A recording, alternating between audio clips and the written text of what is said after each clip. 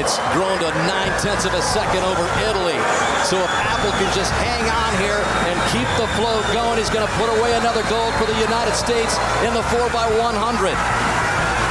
So it's Apple in lane 5. Above him is Frigo.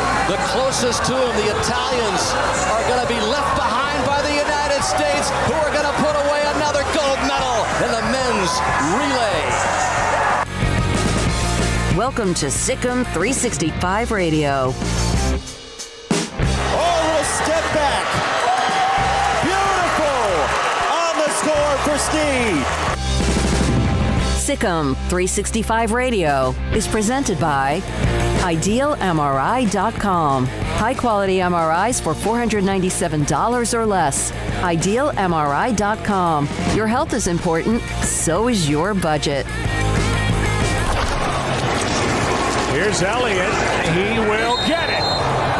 Touchdown Dallas as Elliott fought for it and has his 6th of the year.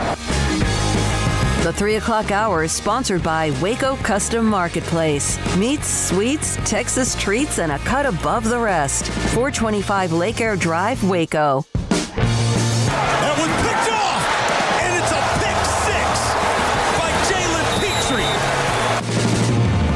Now here's David Smoak, Paul Catalina, and Craig Smoak. All right, here we go on this Monday. Good afternoon. Hope you've had a pretty enjoyable weekend. And, you know, there's a few things that have changed when it comes to the landscape of college football. More things that are more, I guess, certain and official, and so much that is still uncertain. And SicEm365 Radio, 365 Sports on YouTube.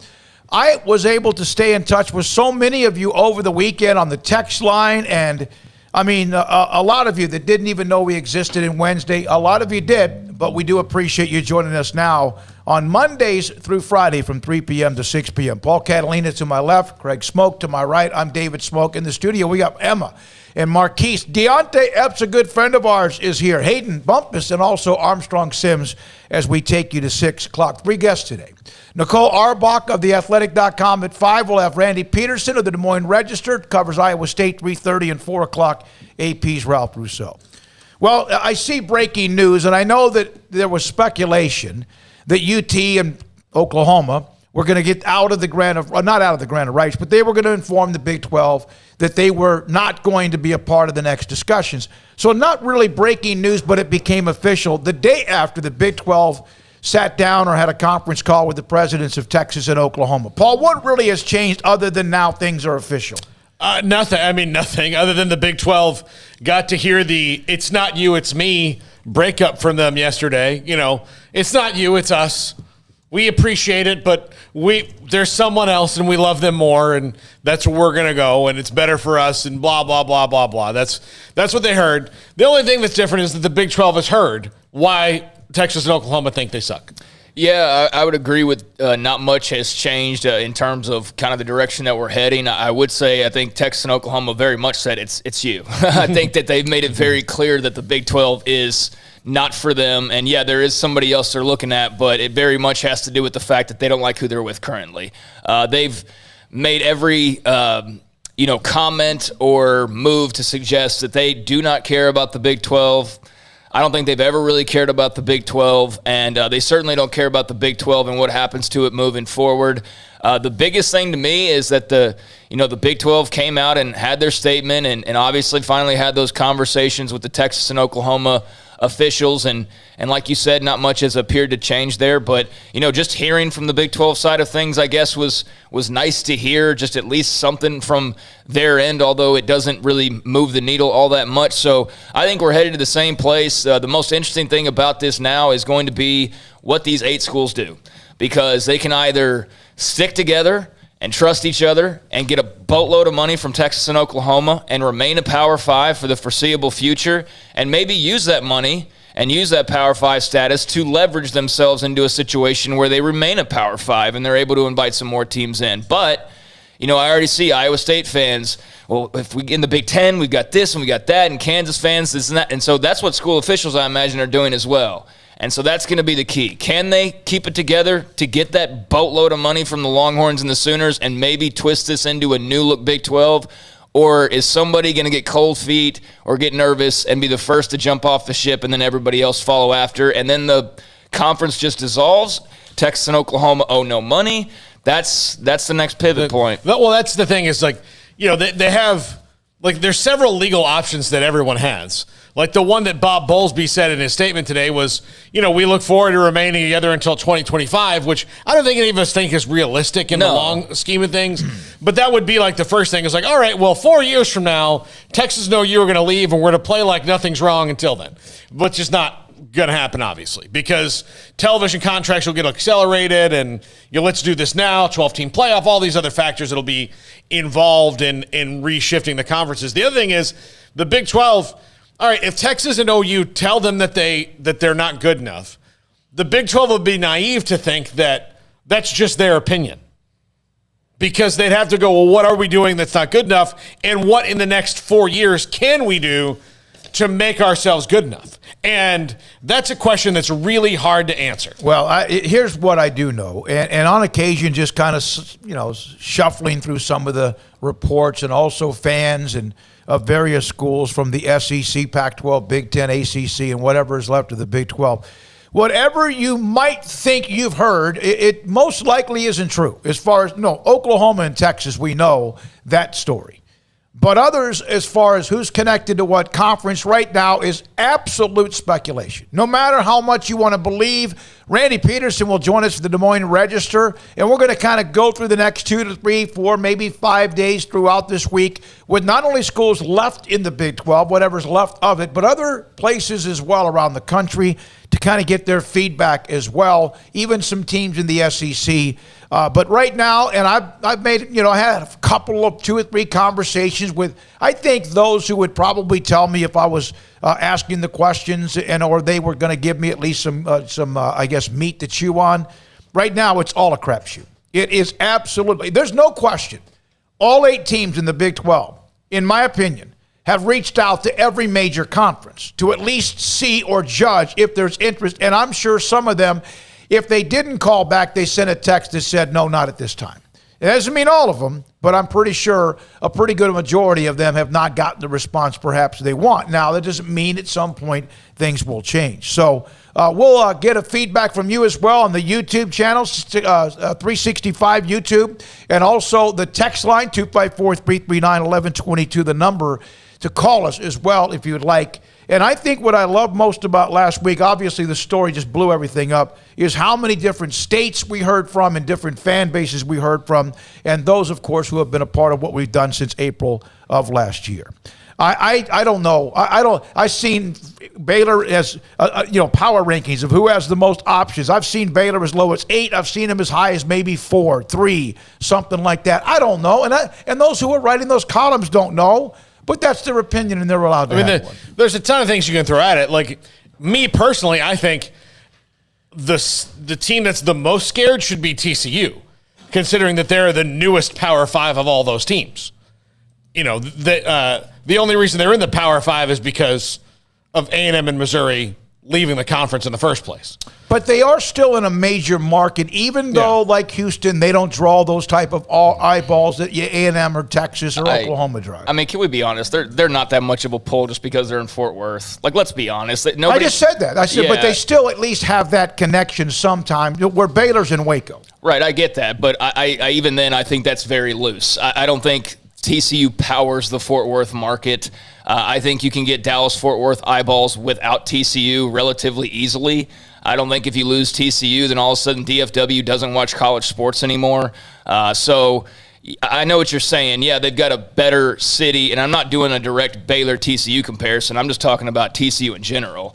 That, yeah, if you look at it on the surface and go, oh, well, there's the Fort Worth market, look deeper, and it's not really what you think it looks like. They just so happen to be there. But, yeah, that might work in their favor for somebody who just glances and goes, oh, well, that automatically means we'll get those. Well, you're going to get them anyways. But, sure, that could work in their favor. But outside of that, steady in football, pretty good baseball program.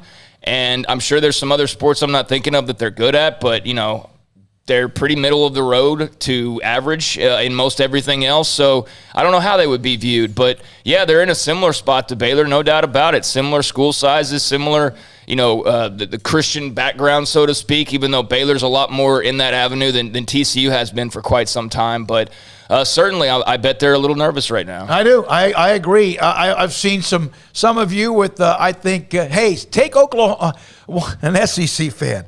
We'll send you Ole Miss and Mississippi State. They've been holding us down. And that's fun, tongue-in-cheek, and there's probably some that feel that way. And I don't know. That's not going to happen. The SEC's adding. They're not subtracting. And I've seen, well, just add UCF and add Houston and add this and add that and add Temple. Really, what is that? I mean, the Big 12 had the opportunity to do that. And they kind of turned their noses up at 2015 or 2016. Yeah. That's what I would want to know. That's what I would really be interested in hearing from Mac Rhodes and Bob Bowlsby, if Bob Bowlsby ever, decided to just let her rip and shoot interview style, is how instrumental was Texas and Oklahoma in preventing expansion 2 years ago? Because if they were, and I don't know when these SEC talks began, but if they were, they had to at least have had the idea in mind that, hey, there's a good chance we're probably not sticking around past the grant of rights, so we probably need to get the wheels in motion. So the timelines don't exactly add up. They're off by at least a year to maybe a few months.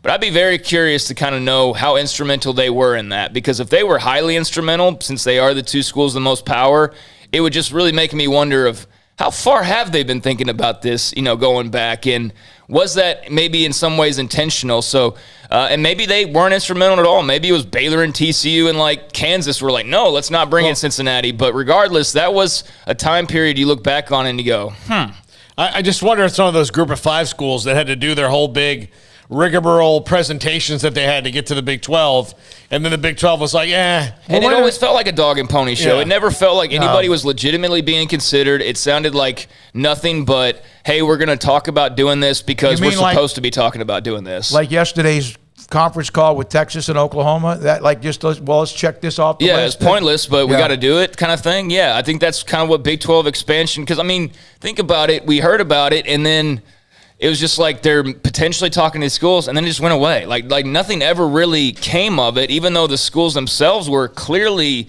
politicking and trying to maneuver their way in. But it seems like the door was locked the entire time, and they never had a real chance to get in. Some of the Big 12 teams were about to have that same door. I know. That's what I'm saying. If you look back on that time period, and if you look at Texas and Oklahoma, if they were instrumental in not expanding, which I'm not accusing them of, that's what I'm saying. I would be curious to know. Then all of a sudden the shoe's on the other foot, and you just wonder if they had added those schools a few years ago, would that have mattered, or would that still have not have been enticing enough? I remember the good former president of Oklahoma, was it David Sanborn? Was that his name? Boren? David Boren. Oh, David Boren. David Boren, doing the thing where he flaps his lapels and fixes his tie before the press conference. We're going to really look at expansion, and puffed out his chest at Big 12 Media Days. Oh, my gosh, this is such big news.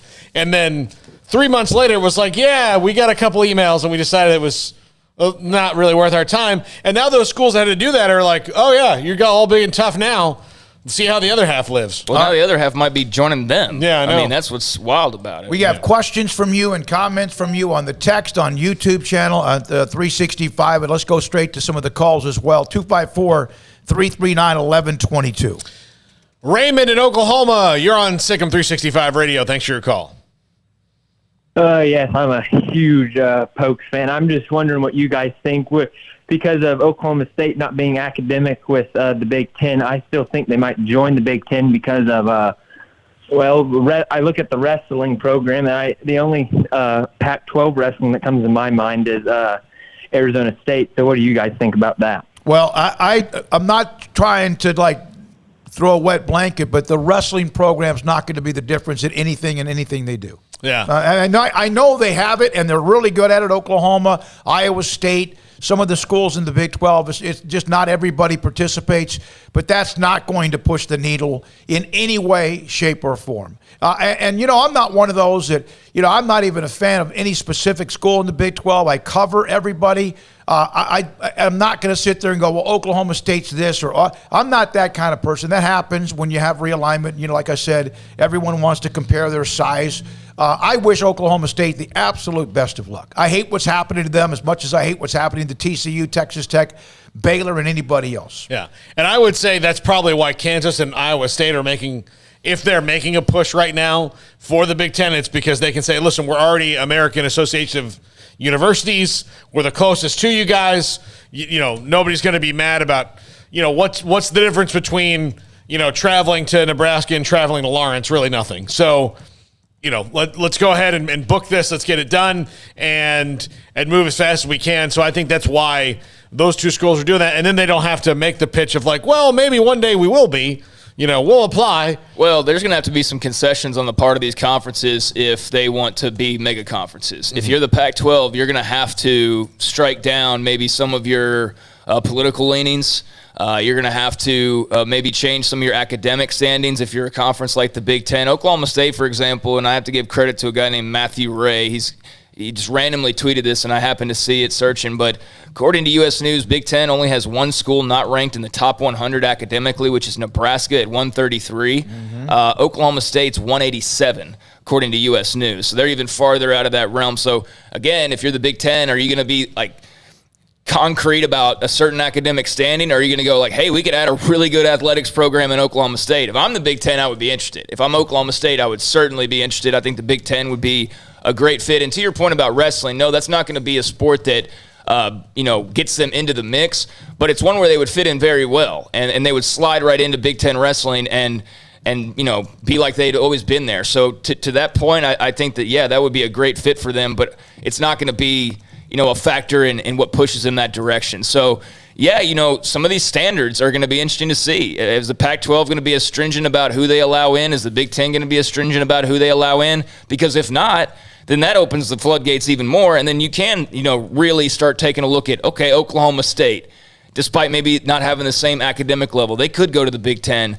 But I think Oklahoma State, I feel of the 8 schools, I'd feel towards the top as far as good feelings go if I was an Oklahoma State fan. I think you're going to be just fine in the long run. I just don't know where that'll be. And again, they're going to have the academic thing is going to have to change a little bit because Texas and Oklahoma are not going to the SEC because the University of Florida is making great strides in, pesticide-ready soybeans. That's not why they're doing it. They're doing it for the money they're going to make from television, from football. Like, that's why they're doing it. Like, there's no other reason. It's not because, man, Vanderbilt's one hell of a school. No. And they do some great things. They're doing it because of football. So, again, if the SEC has decided to not, get in the weeds about this, the other schools shouldn't either.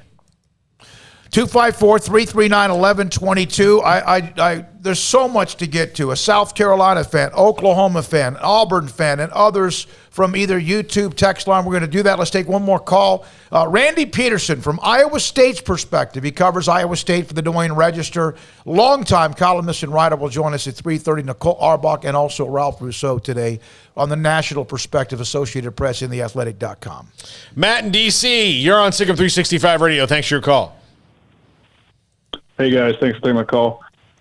Just two big things. One thing I think we all have to look back on is how did we get to this point? And one thing that jumped out at me immediately is the Big 12 has failed to win national championships for the last 20 years.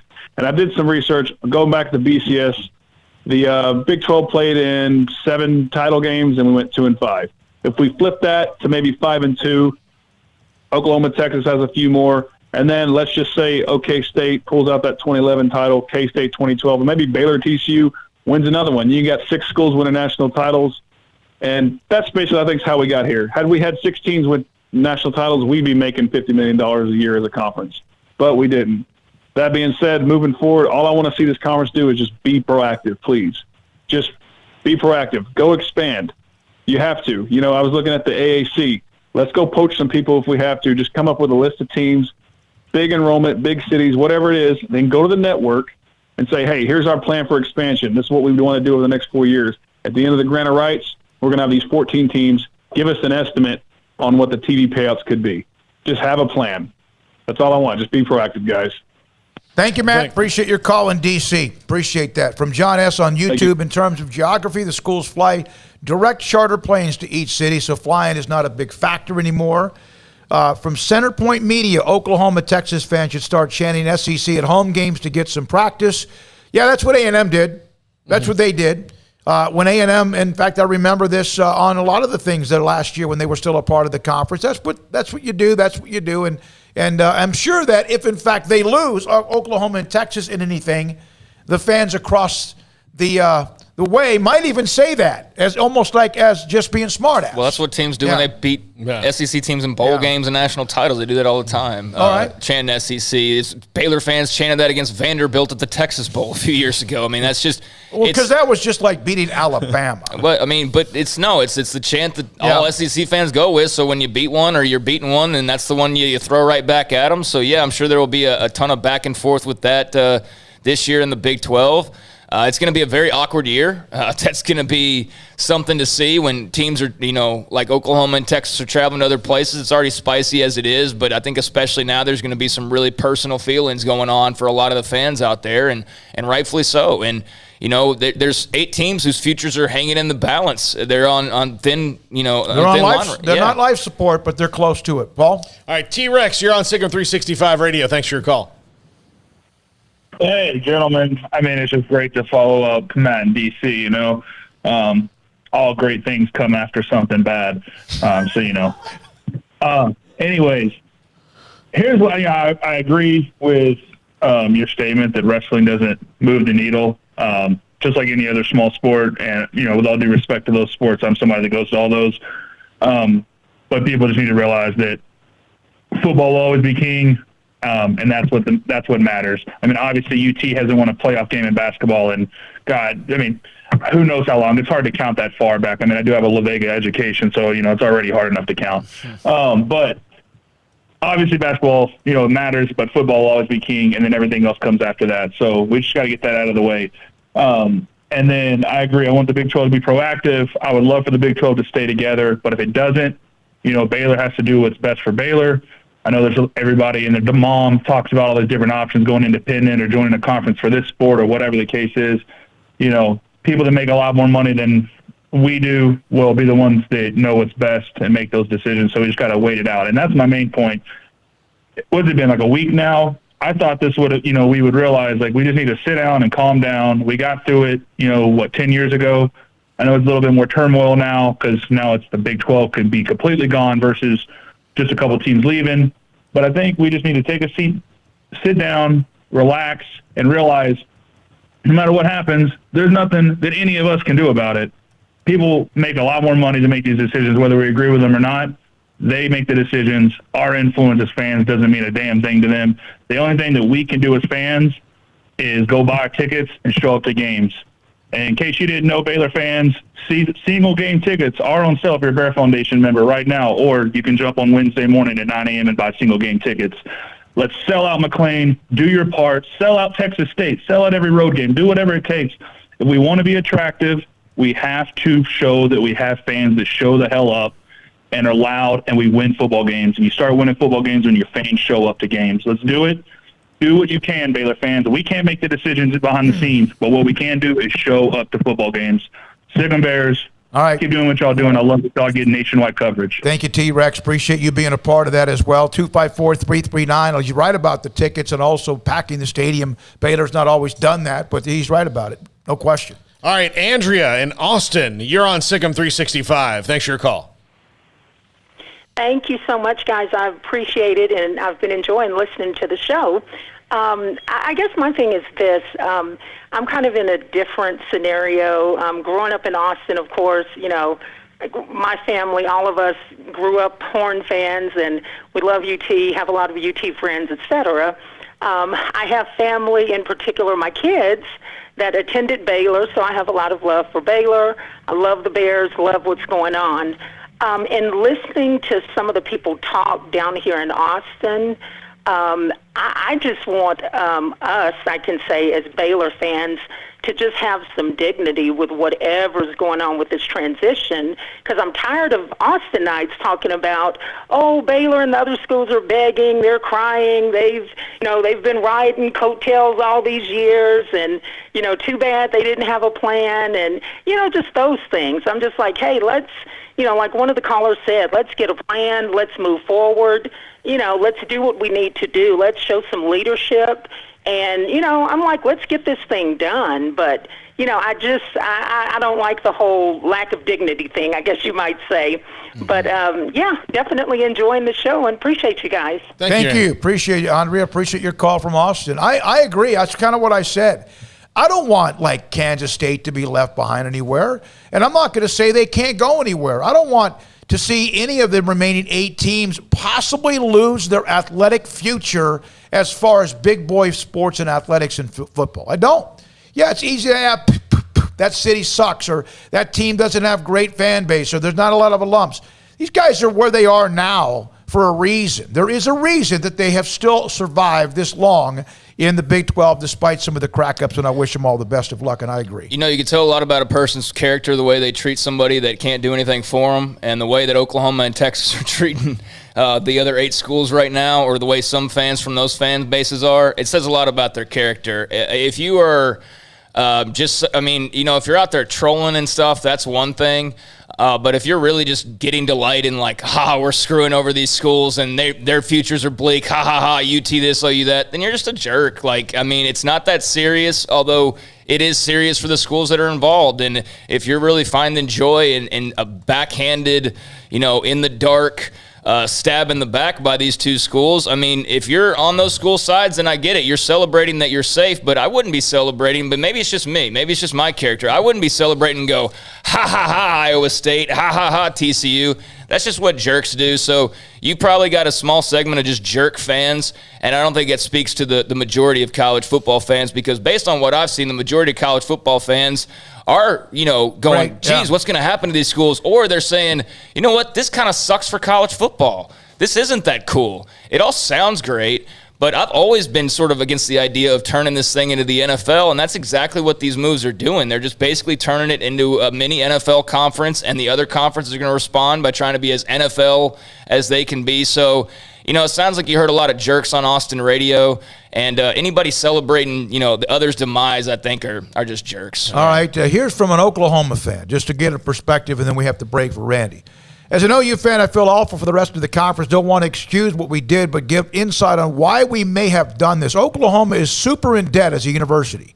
Needs all the money they can get. And the regional Fox networks like Fox Sports Oklahoma was sold to Sinclair, and that affects our third-tier rights. I've also seen a couple of Oklahoma insiders say that Joe Castiglione, who's our current AD, yes, we know him, is still upset about the Big 12 for not supporting Oklahoma trying to change the kickoff time against Nebraska to commemorate the 50th anniversary of the game of the century.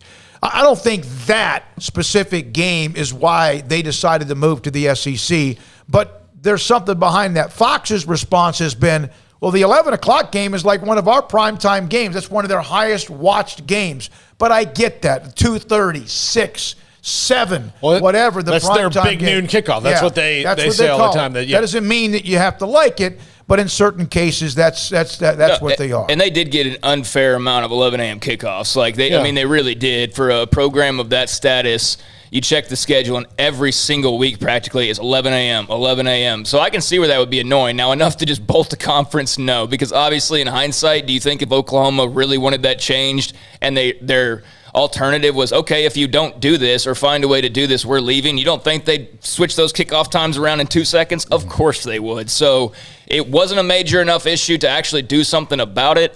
But I can see where that would be one of the minor wrinkles that would have been, annoying on their end for sure. It's probably one of those things that, comes up in the, and there was this and this. Yeah. And you know what? These 11 kickoffs really annoy me. Yeah, that's probably what it was. If you're on hold, please stay with us. We've got a guest coming up. Please hold through the break or call us back. Sometimes we have 6, 7, 8 guests in a show. Today, I have one each hour for you, so we can have your feedback throughout the day, because we know it's been hot and heavy and you've had to be interrupted for a couple of days. And I know we got to go here, but to his point about Oklahoma, I'm sure, financially, that's what the whole thing's revolving around. So, if they are, I don't know their situation, but if they are in need of some extra cash flow, then yes, this move makes perfect sense. I don't blame them for that. I mean, like I said last week, I don't blame UT and OU for wanting to make this move. I do blame them for how the move is being made, which is, partly A&M's fault in a way because of them putting the story out there through Brent Zwerneman or whoever was doing that. That wrench got thrown in there. Otherwise, can you all imagine if this wouldn't have gotten popped and just all of a sudden today a letter drops from Oklahoma and Texas. It's like, hey, by the way, we're out of here after 24-25. So, interesting stuff. Everybody has an opinion. Eric just said Texas and OU bring in 3 times more money, but they split the pie. That's what they do in the SEC, Eric. Vanderbilt's going to get the same amount, my man. That's what they do in the NFL. That's what they do in the NFL, and there's billions and billions of dollars. No one argues who brings in the most money, and it used to be different. And then they had realignment, and they had fracture, and they had an earthquake, and they went back to splitting the money. And if that's not what you want, go find somewhere else where you can get more, and that's what they're doing. Randy Peterson, Des Moines, Iowa Register, next on the Cyclones and their thoughts on SicEm365 Radio. Ideal MRI, if you have something, a muscle or a ligament that hurts, I mean it is painful. You can't sleep, you can't function, you can't work, you can't do anything. You can't even lay down and try to take a nap or anything that hurts so badly because something is torn or shredded or ripped or whatever.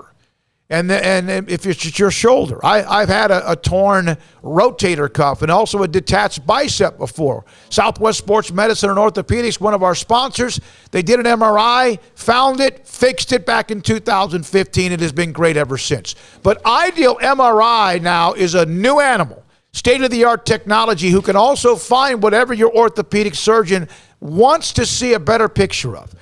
Dr. Rob Maxey, Al LeBlanc, and the great staff at IdealMRI.com can help you find exactly what hurts and why.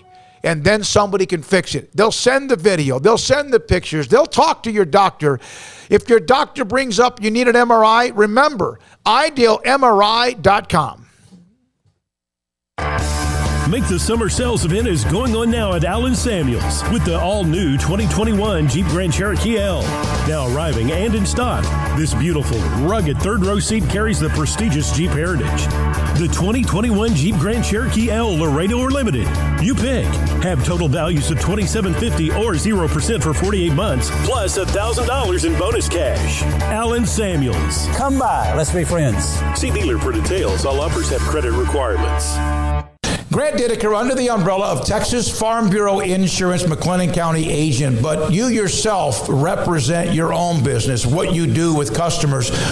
What separates you think, from everyone else? I'll educate, let them buy. I'll sit down, go over all the coverages with them, go over everything, make sure they understand it. In case they need to use it, they know what they have, fill in any holes that they may have, or take any excess away that they may not need. Your personality, who you are to customers, some people have different personalities. How would you describe yourself?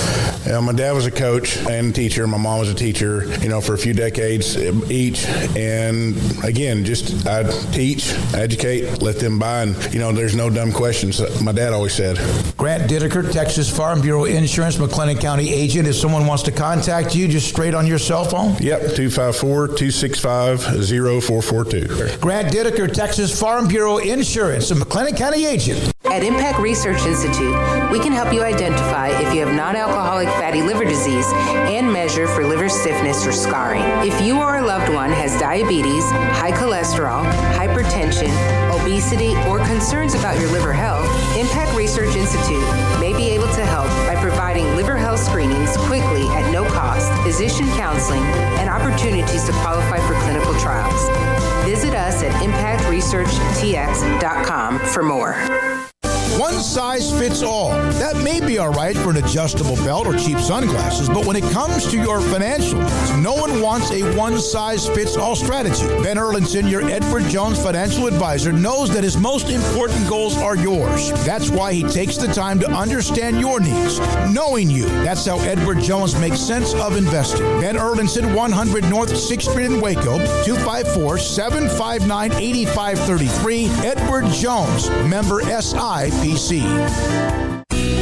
Let Camille Johnson Realtors guide you seamlessly through the process of buying your dream home or selling your current one. Commercial, farm and ranch, or residential, Camille Johnson Realtors can smoothly and successfully lead you through any transaction. With a team of 28 experienced agents who are excited about serving you, Camille Johnson Realtors services the entire greater Waco area. If you're in the market to buy or sell, contact Camille Johnson Realtors, 104 Midway Center in Woodway, or find them online at www.camillejohnson.com. Camille Johnson Realtors, elegant, charming, warm. Welcome home.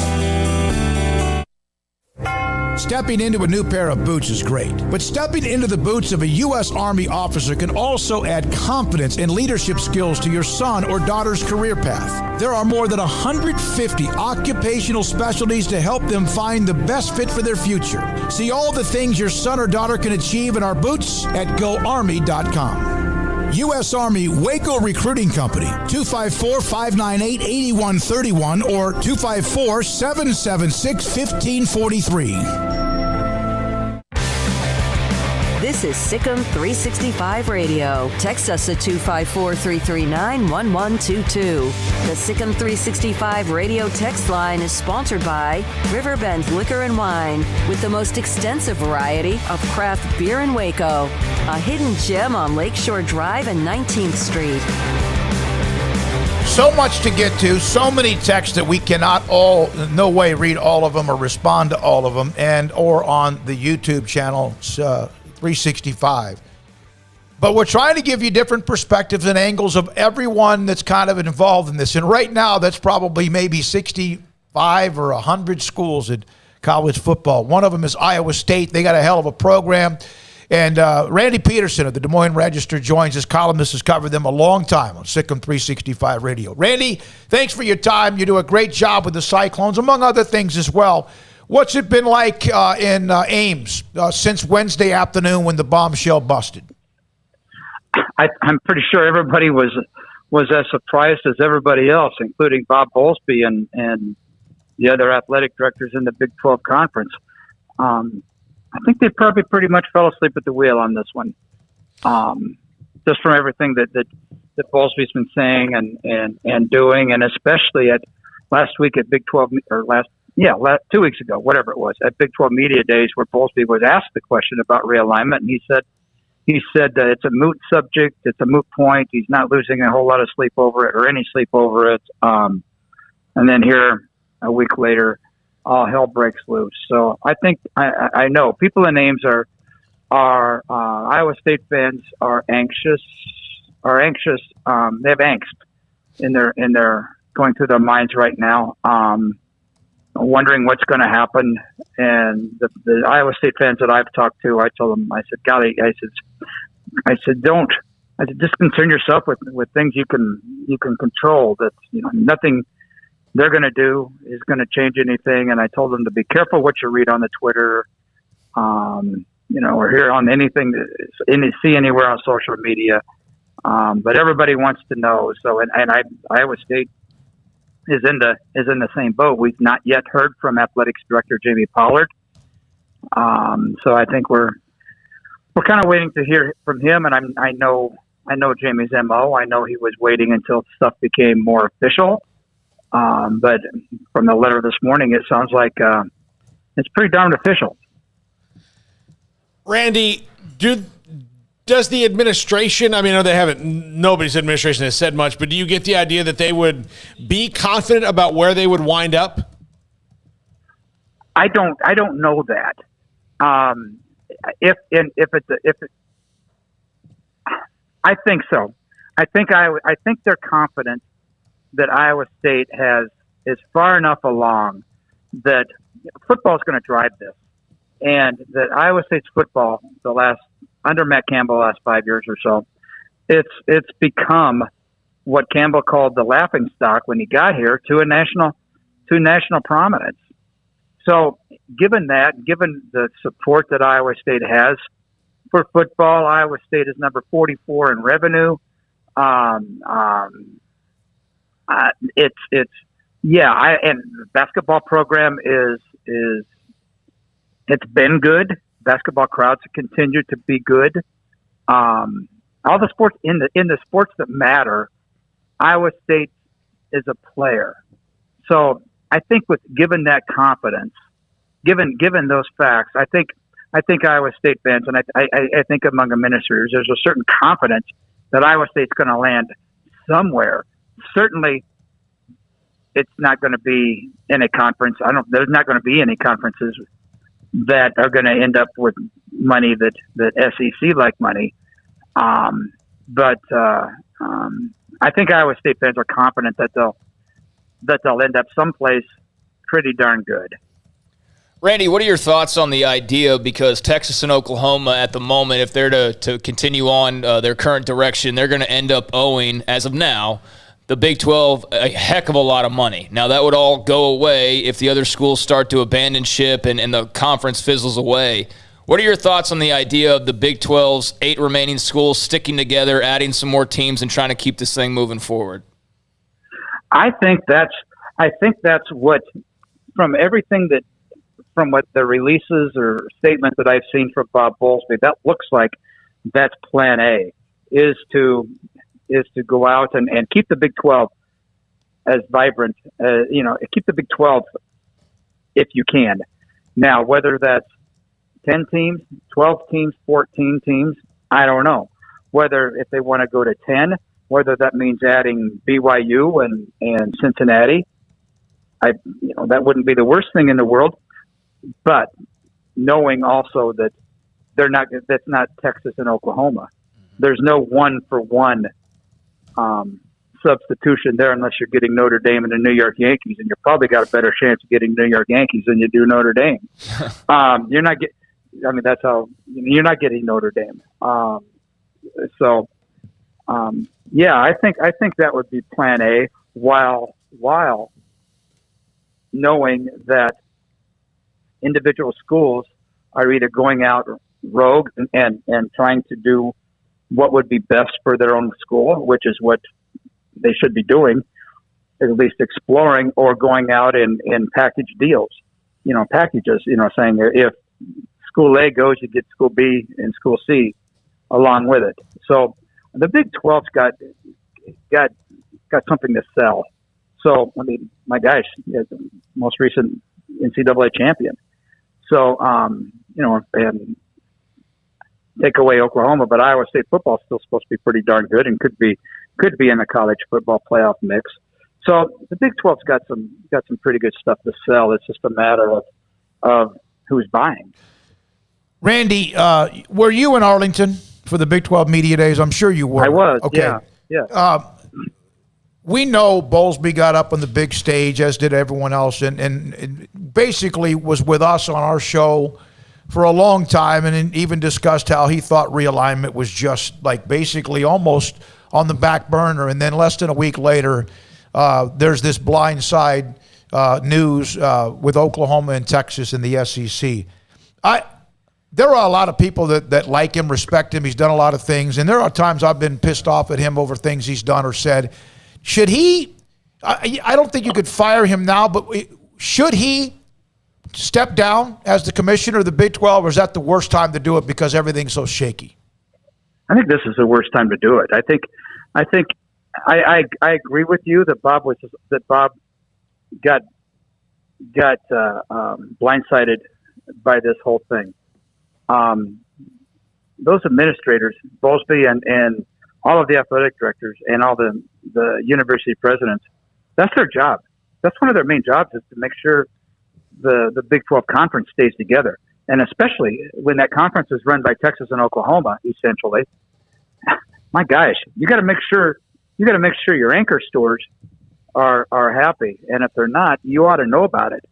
But how this became a secret for a year, whatever it is, including, and for something that also included maybe some Texas legislators, how this became a secret, I don't know. But as far as Bowlsby, yeah, I looked at his contract the other day, or I looked up his contract, and he re-upped through 2025, which is all the TV contracts, and I don't know what happens beyond that. But I would think that this would not be a great time to bring a new commissioner into the mix. Just like Pac-12 got a new commissioner with not a whole lot of college sports background. How that's going to be? Because the Big 12 or the Pac-12 is going to be a player in some of this. Everybody's going to be a player in some of this. It's just a matter of who's got chairs when the music stops and who doesn't. Randy, do you expect this? I mean, we've talked about it. Do you expect this to really be 2025 before these teams go, or that the lawyers will have their say, and then this could be probably next year? I think it'll be sooner than 2025. I don't know how much sooner. than that. I can't imagine. I cannot imagine Oklahoma and UT being in the conference for 4 years, in a conference where they're essentially a pariah now anyway, where they were going behind people's backs and dealing, behind people's backs. I can't imagine. I can't imagine that would be a comfortable situation for those schools or the remaining Big 12 schools. So I'm guessing there's going to be some kind of litigation out there, and I don't know whether they'll settle on anything. I don't know what kind of agreement they'll make. I bet. But I even had heard somebody say that that those teams wouldn't play this year. Well, that's bunk. And I don't even know. It may be too far along even to change scheduling for 2022. But I think anything after that, I think it's roll the dice. See, I don't know what the Iowa political landscape is like, so that's why I'm asking this question. Would there be any, pushback from Iowa as far as a Big Ten entrance for Iowa State, in your opinion? That's a great question. I've not heard anything like that. I've not heard that it's anything like what Texas A&M and pushing back for Texas. At least that was the initial thing I saw. I've not heard anything with Iowa in that respect, and I covered University of Iowa for a lot of years. I've not heard anything about that, but certainly it could be out there.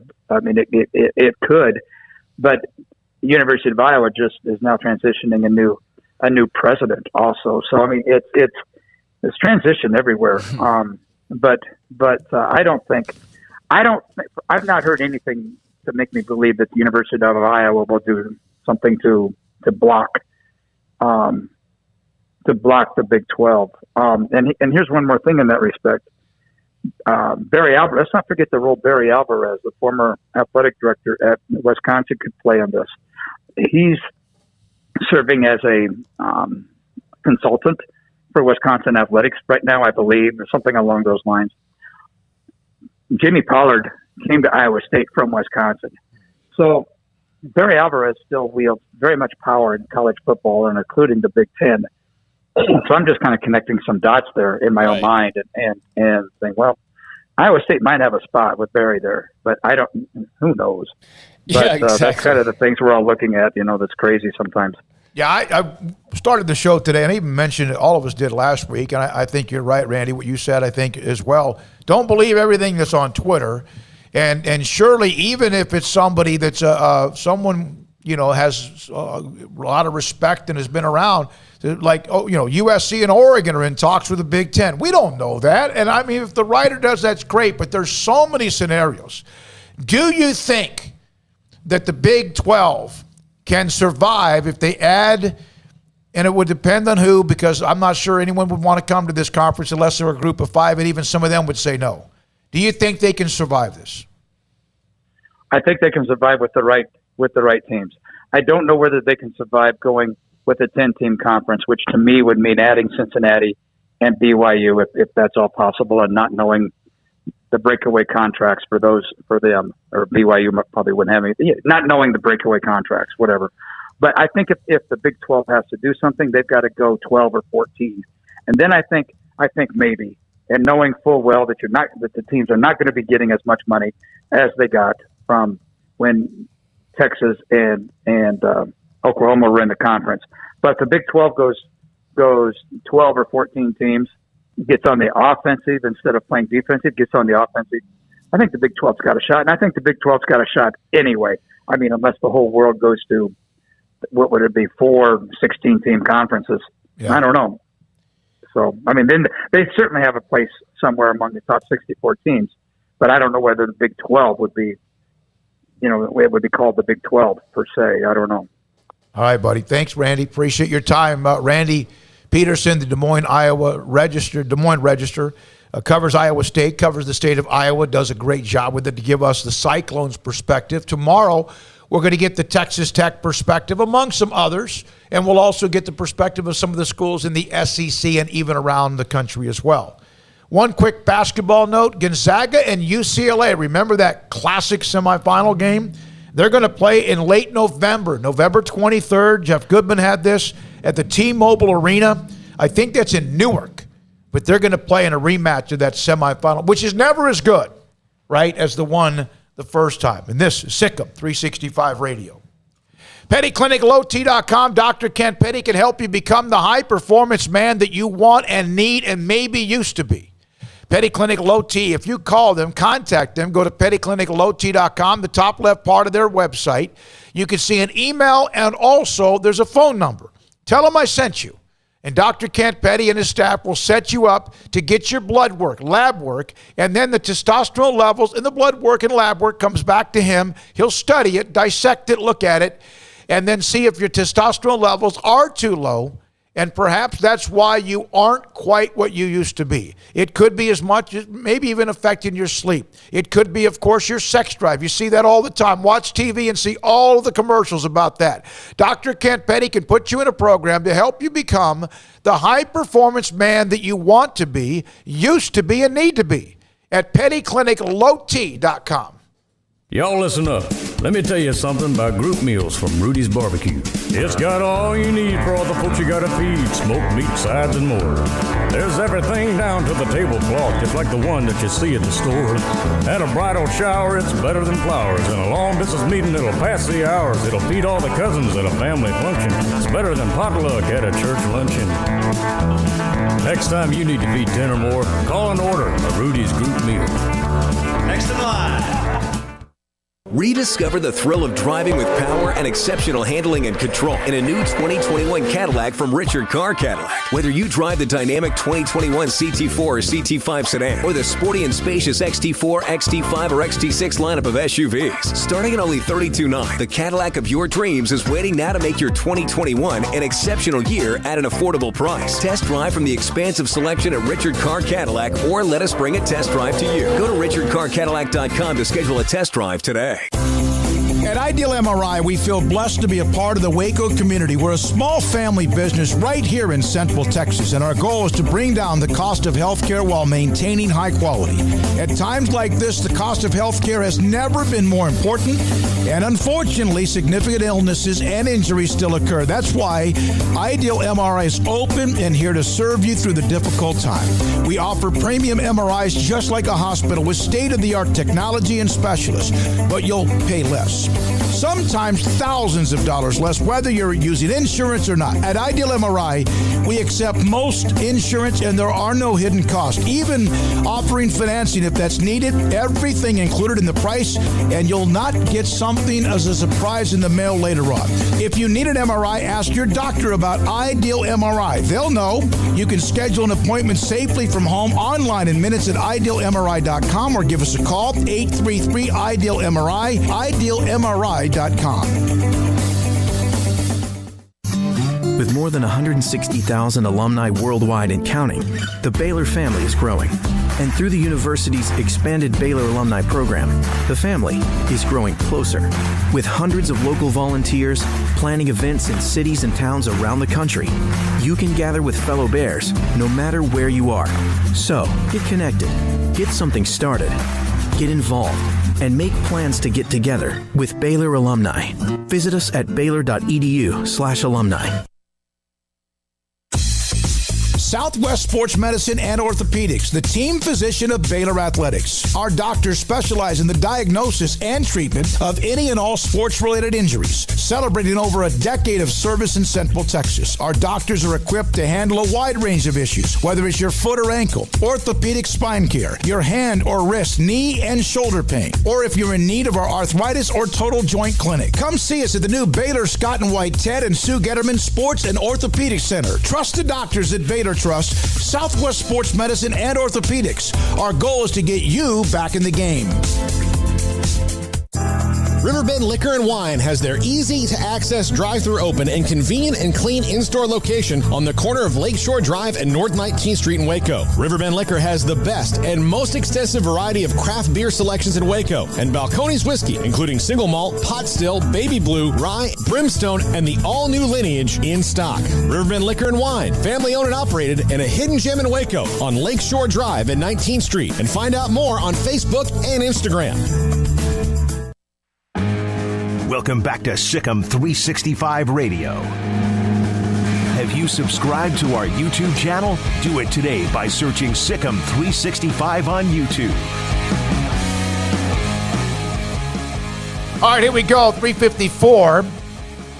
I gave you the news about UCLA and Gonzaga. Also, Luka Doncic had how many last night? 40 plus? 48. As Slovenia won, the United States, of course, beaten by France. The United States gold medal count. There's swimming. There's a few other things. But there's a few bumps and bruises along the way if you're watching and keeping score of any of that. Back to the calls. Tyrell from Columbia, South Carolina. You're on SicEm365 Radio. Thanks for your call. Hey, thank you, guys. Enjoy the show so far. I just found y'all. I had a couple things I wanted to ask. Everybody's talking about Texas and Oklahoma joining the SEC like it's already a done deal. Is there any possible way that the Tier 2 teams and bottom-tier teams don't vote them in? And also, as far as the ACC goes, is there any possible way Oklahoma State or any Texas school left over the Big 12 joins the ACC? Because last time this expansion happened, West Virginia was blocked by the ACC. Yeah, all right. Yeah, thanks for your call. I think that there's probably very little chance of the schools in the SEC blocking them, especially since A&M came out this weekend and said, hey, we're, whatever happens, happens. They might vote no, but I think that they've probably gotten the gist of the SEC usually votes together. So I don't think that's going to happen. And as far as the ACC goes, I think there's a chance. And as a matter of fact, I think just from Baylor's perspective, culturally, the ACC is their best fit. Like as far as the other schools, what goes on there, I think that's the best fit as far as what matches them up. So I guess there's always a chance, but it's just so hard to know. Yeah, I think on the votes thing, with A&M's sort of walk back this weekend, they really kind of made themselves look silly. And I know why they did it because, hey, they have a reason to be pissed. I mean, they were the lone Texas gun in the SEC, and now they're not going to be. And not only that, but the neighbor up north, who's even bigger and badder a machine than the one that you really hate, they're coming too. And they got a history of beating you pretty good. So it's a double whammy. But I think with what you saw from them this weekend, they are going to fall in line with everyone else. Maybe, one team would say, no, we don't want this. But I think for the most part, every school can come out and say something, but they eventually all fall in line in the SEC. And guess what? That's why they're the team. They're the conference poaching teams, and the Big 12's the ones scrambling to find their backsides right now because of leadership and their a lack of in the Big 12. So I think like I just said, everybody will fall in line. There won't be any blocking. There's too much to gain, even if you are a program that is going to perhaps lose the opportunity to make a big jump soon because now there's two more hurdles in your way. You might have to fall back a little bit. You might have to just kind of stay where you are for a little while. But you'll be cashing big checks, which is what college athletics revolves around. So no on that part for me. And the ACC, I mean, like Paul said, I think Baylor would be that would fit them well. I don't know if the ACC looks at them as a fit, but I do think that an Oklahoma State potentially would make some sense there. There's so many moving parts. I mean, Oklahoma State would fit pretty much anywhere. Texas Tech would fit most places. I mean, you can make a case for pretty much anybody fitting somewhere. But I would expect the ACC is not going to sit on their hands real long. I think they are going to take a look at this landscape and probably do what they can while they can. Yeah. All right, Jason, thanks for holding. You're on SicEm365 Radio. Jason in San Antonio, you there? All right, go to the next one. All right. Let me drop that one. All right, Andre in McKinney, you're on SicEm365 Radio. Thanks for your call. You got it mute or anything? No, sorry. There. Andre, can you hear us? Hello, Andre. There you go. Hello? Yeah, go ahead. No, okay. All right, Andre, sorry about that. A couple of different calls. 254-339-1122. We're about to take a break, top of the hour. The Associated Press college football writer Ralph Rousseau, he'll join us next on SicEm365 Radio. It was just a couple of months ago. You've heard me discuss Ideal MRI, and they do have a state-of-the-art technology MRI machine, and for ligament damage or muscle damage, whatever your orthopedic surgeon needs. Well, now there's also another MRI to try to find possibility, and it doesn't matter what age you are, fatty liver disease. It could be for somebody that's 20. It could be for somebody who's 70. The bottom line is Dr. Gunn is right now able to, through Ideal MRI, screen for fatty liver disease. It's a big deal. It's a really big deal. And Dr. Gunn has a grand opening coming up with their brand new facility on Fish Pond Road this Thursday at noon. And it's Impact Research Institute, conducting world-class research studies with personal touch, valuing participants and recognizing them as heroes in advancing the medical field. Proud to be a center for excellence, quality, patient-centered, cutting-edge clinical trials in Waco. And the primary focus is on fatty liver disease, non-alcoholic fatty liver, diabetes, hypertension. These are some of what they can help find and what leads to it. High cholesterol, obesity as well. So why choose Impact Research Institute and Dr. Gunn on Fish Pond Road? Liver health screenings performed quickly, conveniently, at no cost. Direct counseling with a physician or licensed provider. Opportunity to participate in clinical trials with compensation if you qualify, and access to sophisticated diagnostic imaging and assessments at no charge. Dr. Gunn, and it is Impact Research Institute. Their grand opening on Fish Pond Road is Thursday at noon. From the first workout to the last practice, sports is an incredible and rewarding challenge. Hi, this is Dan Ingham with the First National Bank of Central Texas, and we're proud to support each athlete, every parent, and our educators. From families, small businesses, to the biggest industry, we're here to help. With remarkable products like our free First mobile app, we've got banking ideas that fuel big dreams. That's the First National Bank of Central Texas. Familiar faces making local decisions. Member FDIC, Equal Housing Lender. It's time to fire up the grill, heat up the oven, or get that deep fryer going to enjoy the top quality products at Waco Custom Marketplace. Order 30-pound sacks of live crawfish by 6 on Wednesday. Pick up on Friday afternoon after 2 or Saturday. Enjoy the weekend. 30-pound sacks of live crawfish available right now for $4.25 a pound. Find all the crawfish boil ingredients you need, including red beef potatoes, sausage, corn cobettes, and Louisiana boil seasoning. Make your order for live crawfish by Wednesday at 6. Pick up on Friday after 2 or all day Saturday, and enjoy the weekend. Waco Custom Marketplace, your home for fresh baked kolache, cinnamon rolls every day. Butcher shop to cut your steaks the way you want. Fresh seafood, summer sausage, boudin, house-cured and smoked bacon, spices, seasonings, soup mixes, and more, and weekly gift boxes for any occasion. Waco Custom Marketplace, 425 Lake Air Drive in Waco, or WacoCustomMarketplace.com. Hey, this is Bryce Petty, former starting quarterback and two-time Big 12 champion, and I know firsthand the importance of being in top shape both on and off the field. So listen up, men. If you're feeling beat down day in and day out and looking for that high-performance edge that separates the men from the boys, then look no further than the Petty Clinic Low T in Waco. Petty Clinic is a comprehensive men's healthcare clinic with an atmosphere catering to men. Board-certified Dr. Kent Petty has a special interest in offering the highest quality medical care to men of all ages. Some of the services offered include screening and treatment for low testosterone or thyroid, infertility, high blood pressure, diabetes, high cholesterol, sleep apnea, while offering comprehensive wellness exams and complete men's health lab panels. High performance men, remember, it's not just a Petty thing. This is Bryce Petty, encouraging you to reach out and Google search Petty Clinic Low T or go to pettycliniclowt.com and get your complimentary lab screening today. Stepping into the boots of a U.S. Army officer can add confidence and leadership skills to your son or daughter's career path. See all the things they can achieve in our boots at GoArmy.com. U.S. Army Waco Recruiting Company, 254-598-8131 or 254-776-1543. Parenting is full of surprises. You never know what to expect. So after our son was born, I called my Texas Farm Bureau insurance agent to set up a life insurance policy in case something happened to me. Sawyer is now 2. And we'll soon have a sister. There's no one else I would trust with protecting my family.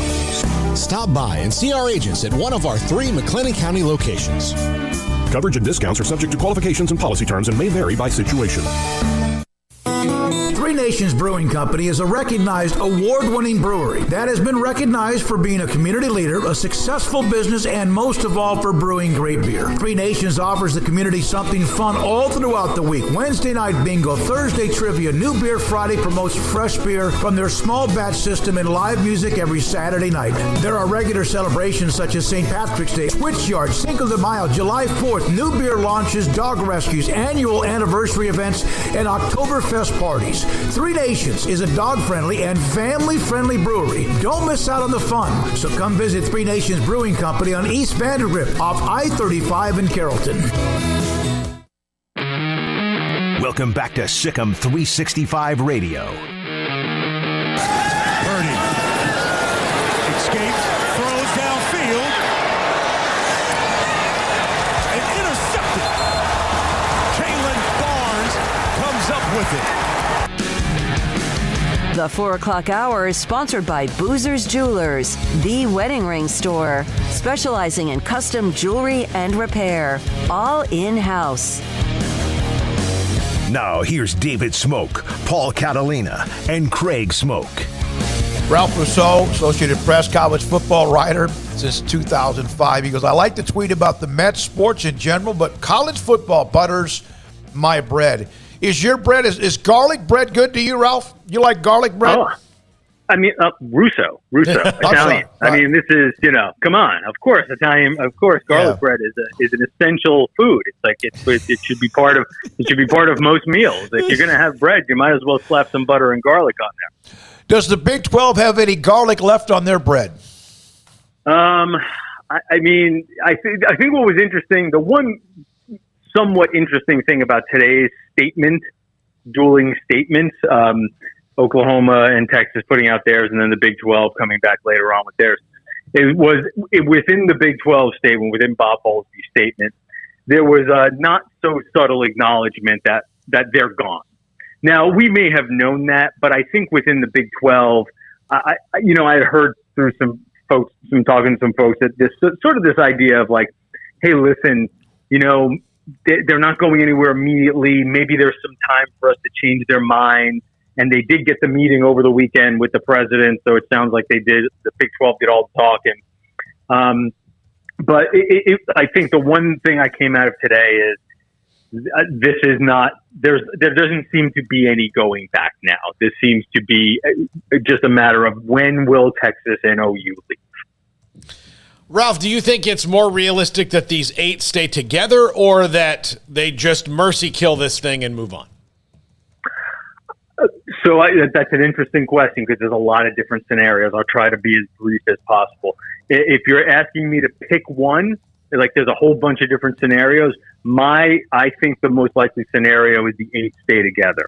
I think it for a couple of reasons. I don't think, and listen, I know I'm on a Waco, Texas station, so send your emails if you want. I don't think that the 8 have a ton of value on their own, like singularly, so that there's gonna be more other conferences, bigger conferences with stability.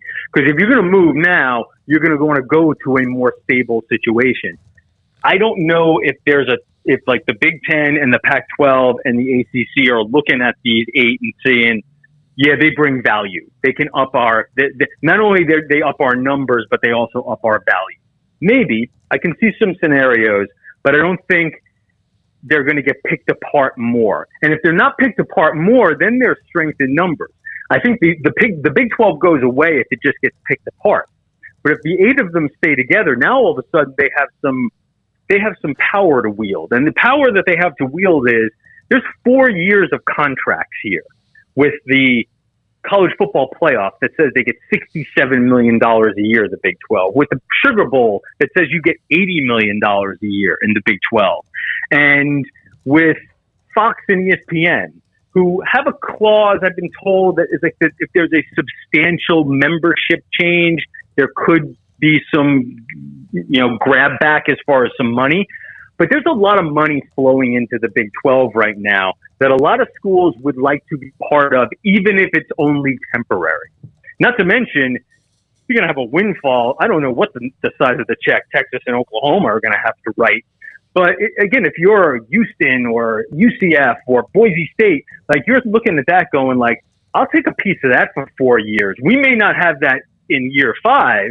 Come 2026, it might be a very different world, but we can pad our coffers for 4 or 5 years under the Big 12 header. Not to mention one other thing, you also have autonomy. Like you have a voice in that autonomy process within the NCAA.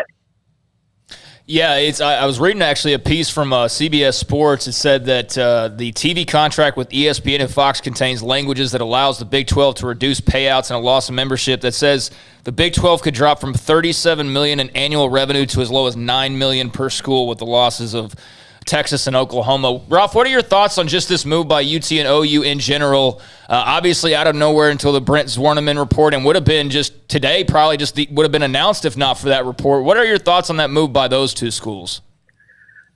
So I think, in talking with more and more people, I'm starting to get an idea of what's happening here. And so listen, it's all about money, right? To a certain degree, it's always money's always going to be a big deal. And right now, the SEC is going to be, even this year, the SEC paid out, I think, about $10 million more than the Big 12, and that number is going to continue to grow because the SEC's got, it was going to continue to grow, even the gap, even with Texas and Oklahoma State. So there's that part.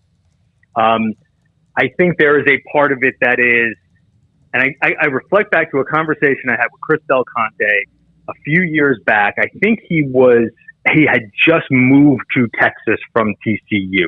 And I was talking to him about non-conference scheduling. Like, what's your philosophy on non-conference schedule? And he said, we want to schedule our peers. We want to be able to play at and bring in schools that are our peer conferences, big brands.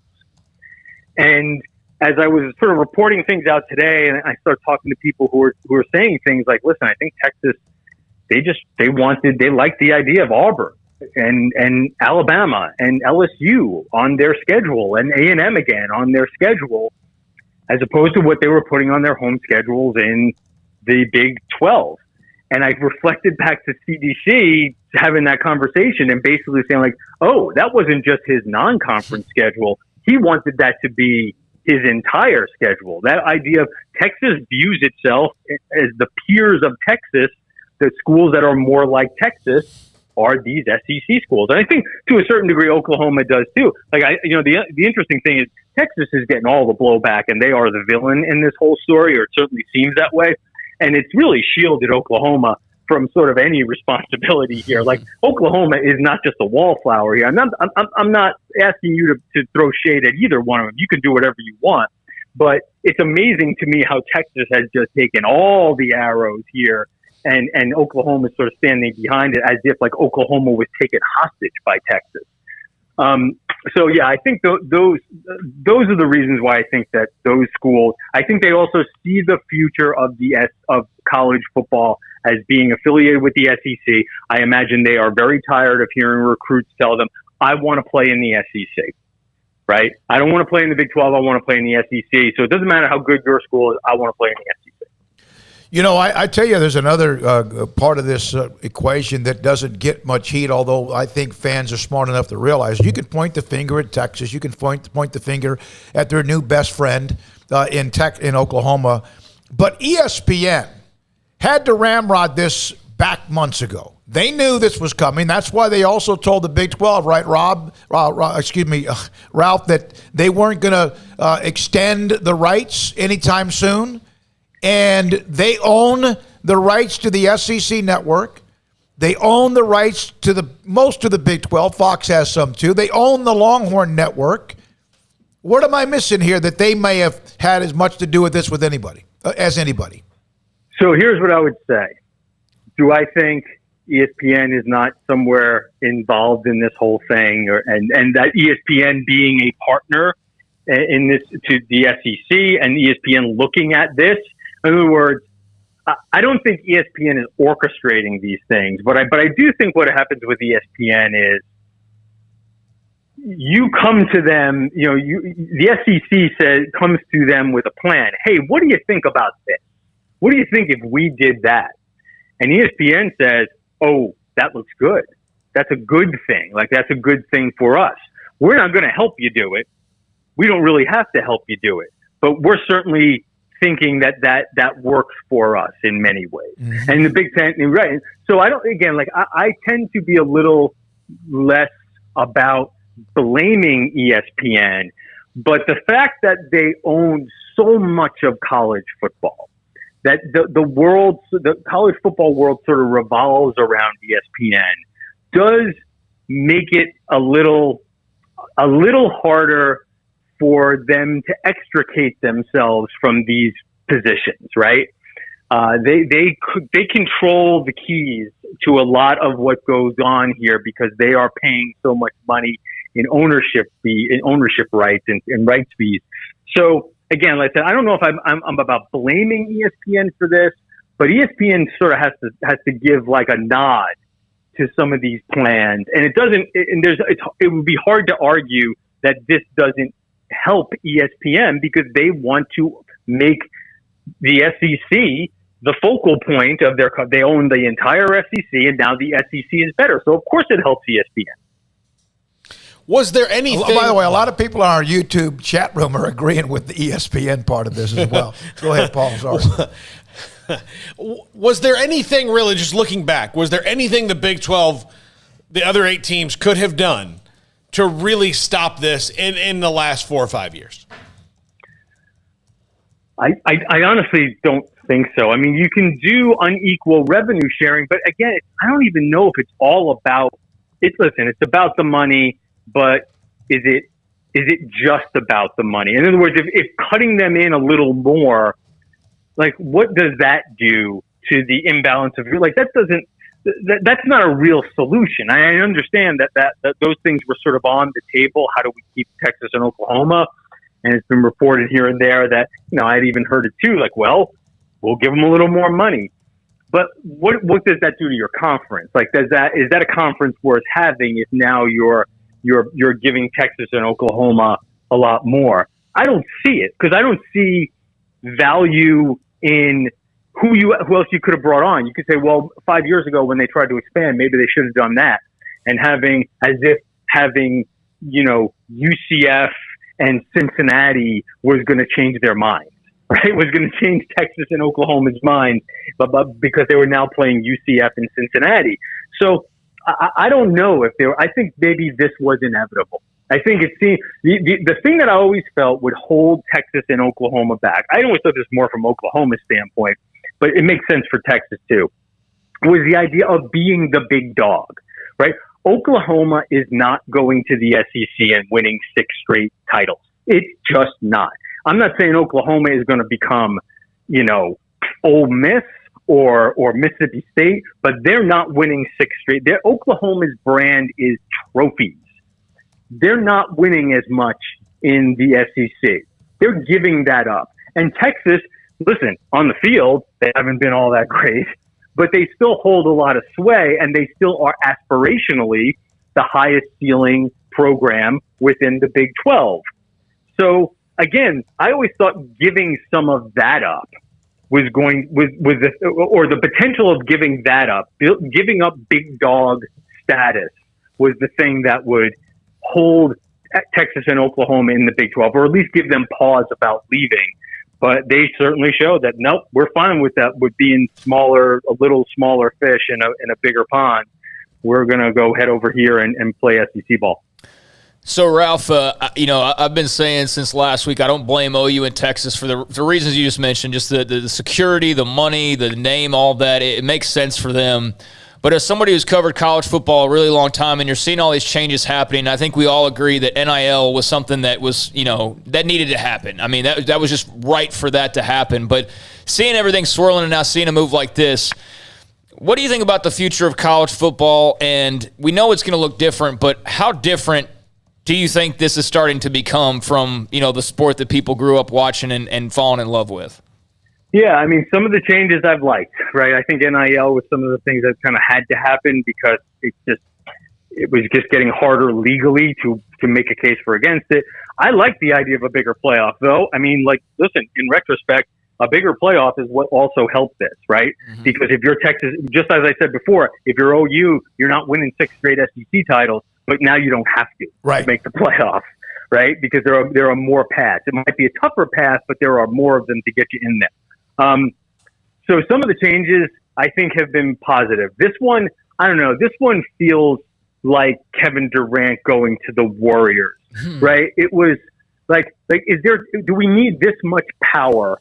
Especially for me, guys, like, I mean, you don't care that much about my background, but like, I grew up in New York. I'm not an affiliation to any of these conferences. Like, I love college football. I was a Queens kid who grew up loving all of college football from coast to coast.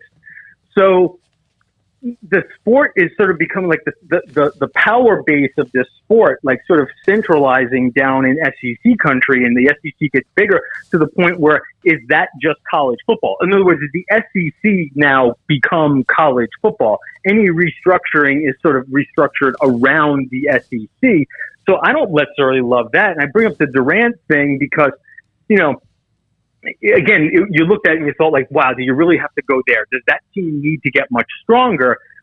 It seems like that is not great for the rest of the league.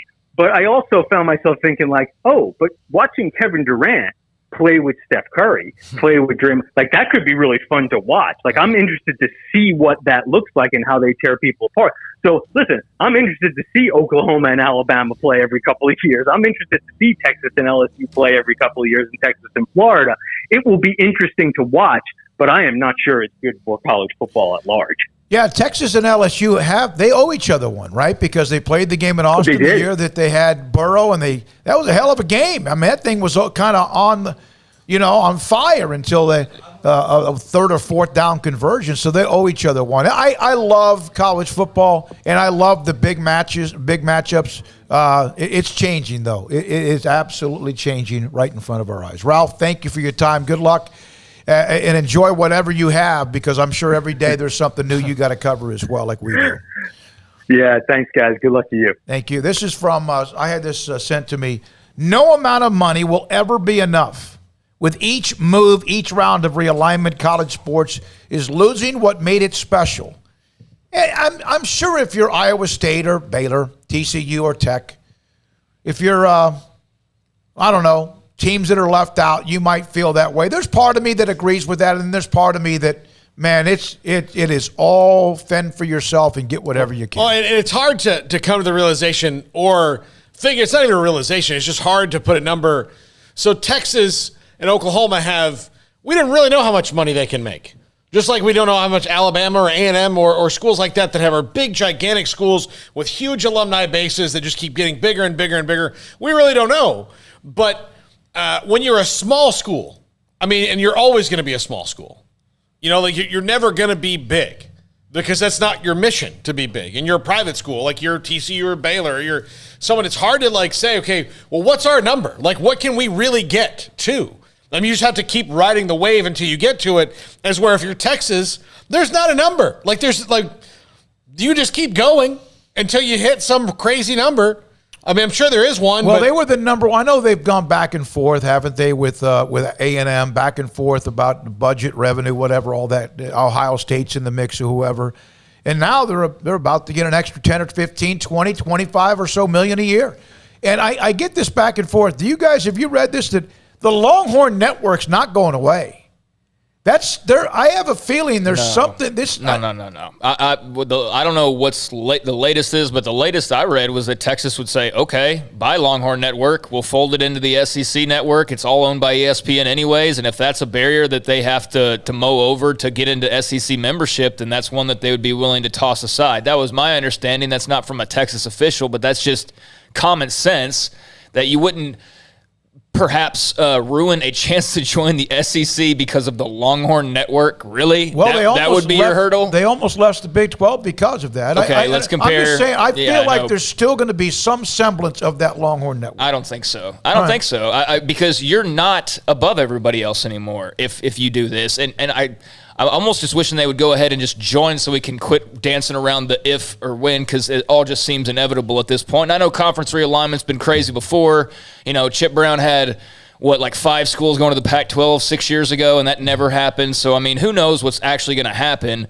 But, this one seems like, the pen's on the table, the contract's right there. All they need to do is take the top off and sign it. That's how inevitable this seems at this point. But, I would have to know the SEC's position on that, but they're the drivers, not Texas or Oklahoma. The SEC can have this fall through, and they're going to be perfectly A-OK. Nothing changes for them. And if anything, that might cause some other teams to go, hey, they don't want to go in anymore? All right, we'll do it. We don't have some stupid network that we're dragging around like baggage, so I don't think the Longhorn Network would be an issue at all. 573 on the text line. Texas and Oklahoma bring cash. This is a Missouri fan. They bring cash, a cultural fit in football. And the thought of beating them is exciting. But Texas is poison. That is worrisome. I'm going to keep saying this. What I wonder is going to happen, because that's the case, is that Texas has a lot of baggage and they're used to running the show. So if they're used to running the show, what happens the first time that something doesn't go their way? Do they start trying to politic things together? And we've seen they're really good at turning two teams against each other and then stepping out of it. Yeah. That's what they do. They're the ultimate politicians. Yeah. They are. They're the ultimate politicians. Smoak, did you hear what Craig said about you? Craig, did you hear what Smokey said about you? All right, I'll see you guys later. Yeah, that's like the guy that goes into a bar, gets drunk, and starts a fight, passes out, and everybody else is beating the hell out of each other. Is that what you're saying? Yeah. In so many ways. That's how they got their way. That's how they kept A&M out of the SEC twice before. That's how they kept the Big 12. That's how they got the Big 12 tearing each other apart the last time. They can, and they do. And we could complain about it, but if it was your favorite program, I don't know. What I think is funny is I see Texas now. I see Oklahoma fans acting as if Texas is their BFF. Vice versa. Stop. Stop. You have to right now. Yeah, right now you do. Now you have to. Right. Well, you're following the leader, so it must be your best friend. It seems like, it's right that Texas is the one getting the majority of the blame for this, or the one that appears to be the one leading the charge, based on the fact that they're the only one that's really getting any arrows shot at them. Well, and they're the one who released the statement. Right. So, they seem to be in the driver's seat, and Oklahoma's in the passenger seat, basically. And that's why there was an article written last week. I forget who it was at this point. It was one of the Andy Staples, Stuart Mandel types. And they were talking about how, from their standpoint, just a differing... Stuart Mandel. Okay, Mandel, about how this doesn't make all that much sense for Oklahoma outside of the money. You're basically, holding hands with your arch rival to go cross this, line and go join this super conference, and it's great. But, like we talked about, those conference titles year after year after year are going to go away. But like Ralph said, it's more about who you're playing. You've played Iowa State, Baylor, TCU, Tech, all these teams. You've seen them for 10 plus years. So yeah, it would be more exciting to see LSU, Auburn, Alabama rolling in. And yeah, it is a lot more money. So it makes sense, but I would expect a program of Oklahoma's caliber to be a bit more in charge of this thing, and it does sort of just feel like they're kind of tagging along with Texas based on where most of the angst is going. Yeah. So, the Big 12, I'm not sure what conversations are happening behind closed doors today, but they're going to have to come up with a plan and in a hurry, because there is a lot of blood in the water right now, and there's a lot of sharks circling, and, there's a lot of conferences now that smell blood. So, Bob Bowlsby wasn't prepared for this, but he better be prepared for what happens next, because one way or the other, the Big 12 is going to have to make a move. Either shut down entirely and just go your separate ways, or keep this thing charging along. And wouldn't that be the ultimate Texas and Oklahoma move? And I'm sure they thought about this of, hey, if we leave, we're never going to have to pay that buyout, because all those other schools are just going to fight each other and split up, and that'll be negated. So I'm sure they're banking on the fact the Big 12 won't be asking for that money that they owe in here fact, soon. I believe I read a column, and it quoted somebody of significance in Big 12 history, that one of the things you got to be careful of is that some of what you hear of speculation could be planted. Of course. So that any of the 8 might panic or might say, oh my God, we're in trouble, whether it's Kansas or it's Tech or if it's Baylor or if it's Oklahoma State. And don't think that that's something that they're trying to contain in certain ways. Yeah, like Craig mentioned it last week. It was like, all it's going to take is one, of the last 8.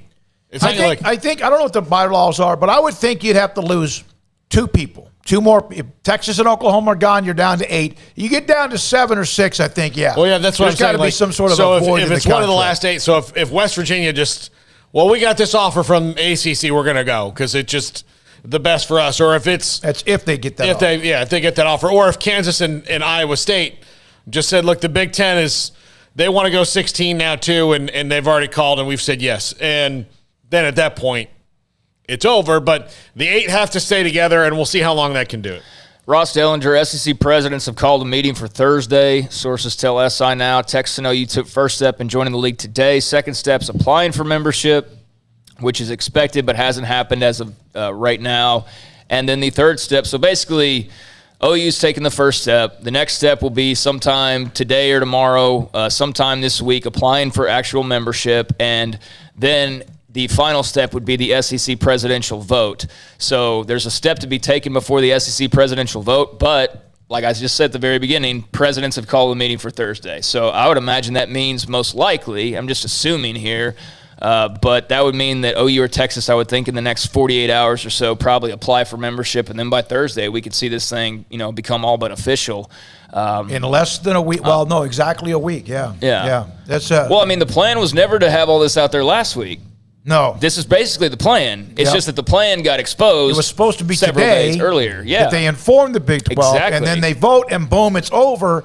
And the great friend of ours, Brent Zwerneman, was on with us on Friday, was the one that popped the story, and A&M's the one that leaked the story. Or he says no, but that's one of that's one of the things. Yeah. All right, and on the text line, in regards from Tyler from Cedar Park, in regards to ESPN and their role in this move, any thought on the theory this is a bigger play by ESPN to take power from Fox and their Big 12 rights become worthless while they expand their control with the SEC network? Backdoor deal uncovering the media money lost payoff with ESPN. I mean, I've seen dirtier things happen in business. Let's see here. I don't know which article it was. It was either Max Olson or it was John Wilner, and who covers the Pac-12. That listen, there's two networks. It's Fox and it's ESPN, and it is a turf war. And ESPN, Fox has a lot of money, but ESPN is trying to get everything they can. It's part of business. That's just no different than anybody else, and they got a ton of money. So, yeah. No, I asked Ralph Russo that question, or did I ask him that question? Yeah, you kind of did. Okay, yeah. So in so many ways we got to it, but yeah, I kind of side with him. I think there was probably some orchestration behind the scenes. That would not surprise me in any way, shape, or form if ESPN was helping drive this train, but I think it's more like what he said, maybe a little bit of both, maybe a little bit of, Texas and Oklahoma come to the table and say, hey, what do you think of this idea? We don't hate it. We actually think it's kind of great. Maybe wink, wink, nod, nod. You should pursue that. That's probably that kind of a deal rather than outright orchestrating it. But regardless, the TV networks, to your point, are certainly playing a massive role in this entire thing. And that's why when you see all this speculation, you don't see people going like town size or, like certain factors.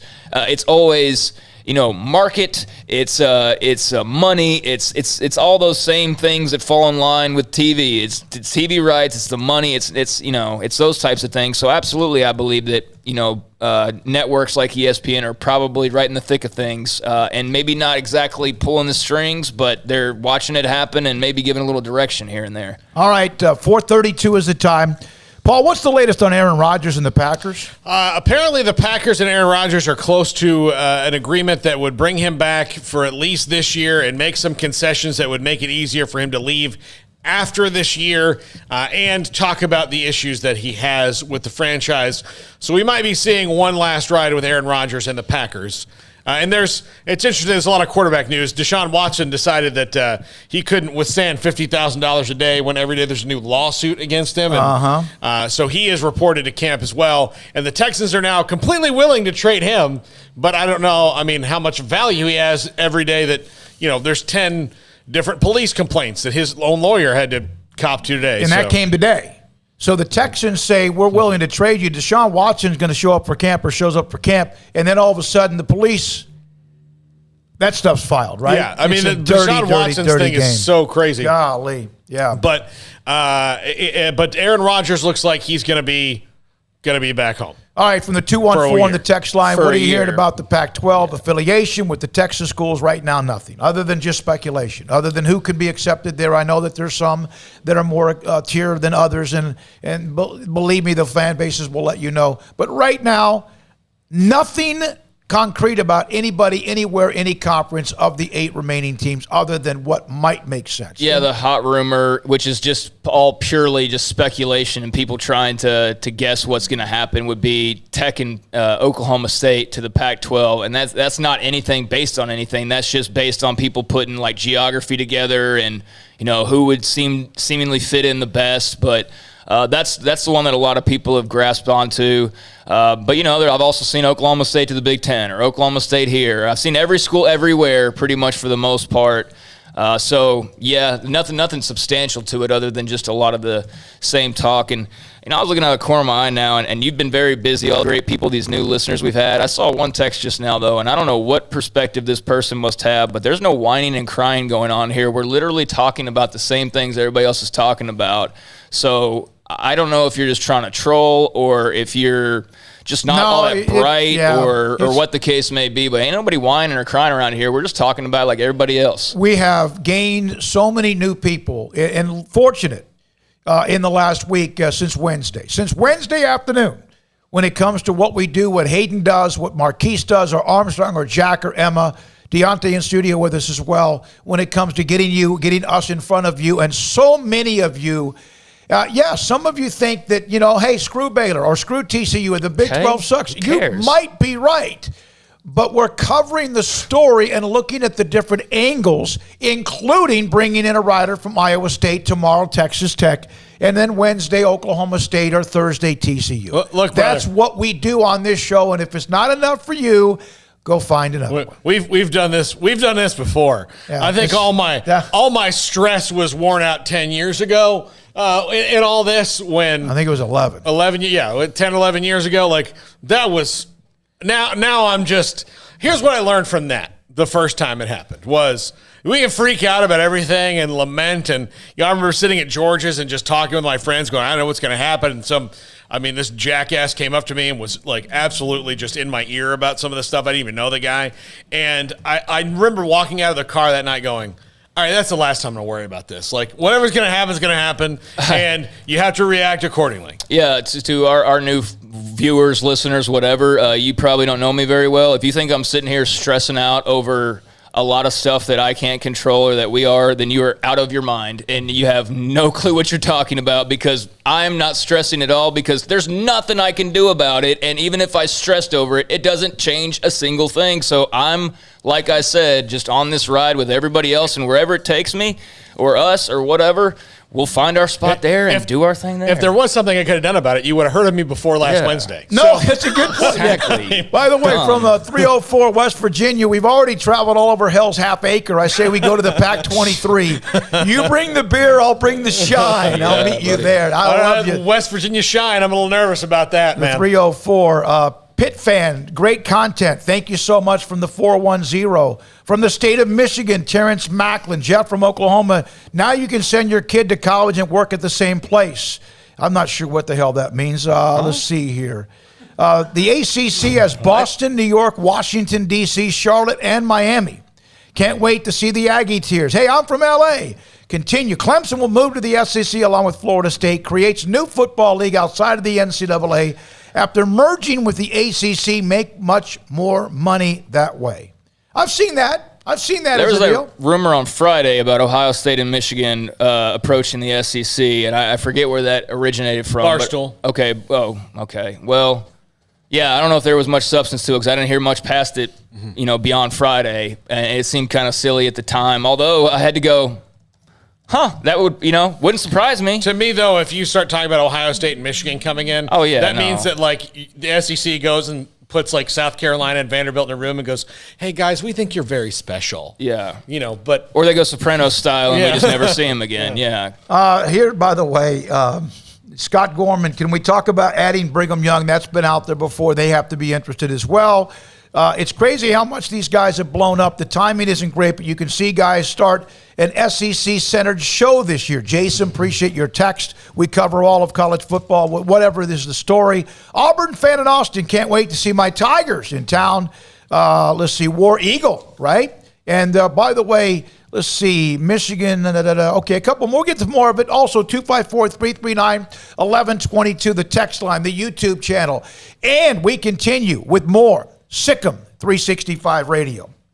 The city of Woodway, offering clinics, registration camps, and much more for your son or daughter during the summer. And the summer's running out, but they still have plenty for you.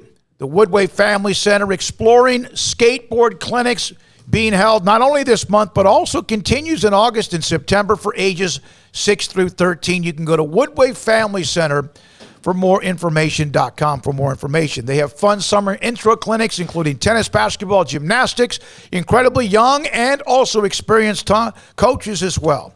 And if you want to stay in Woodway, if you're coming into town for any of these camps, you can go to discoverwoodway.com and find out what hotels are available for you if, in fact, it's a weekend camp or it's maybe a week-long clinic or whatever competition it might be. I tell you what, they've done a great job, Discover Woodway. For more information, go to discoverwoodway.com.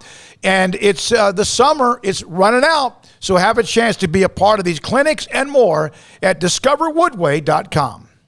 Boozers is the wedding ring store and more. If you're ready to get engaged or already married and want to upgrade your wife's ring for a special anniversary, Boozers is the place to go. With the largest selection of premier quality diamond engagement rings and wedding rings in Central Texas. They have 7 cases with over 300 styles of rings from top designers like Natalie Kay. Choose from yellow, white, or rose gold, plus beautiful top quality loose diamonds. With an in-house jewelry, they can also custom make anything you want. Bring in a picture or drawing and let Boozers create your one-of-a-kind pendant or ring. They can even use some of your old gold and diamond jewelry to create something new. At Boozers, you'll find a great selection of quality timepieces, and Boozers is the place for expert watch maintenance and repairs too.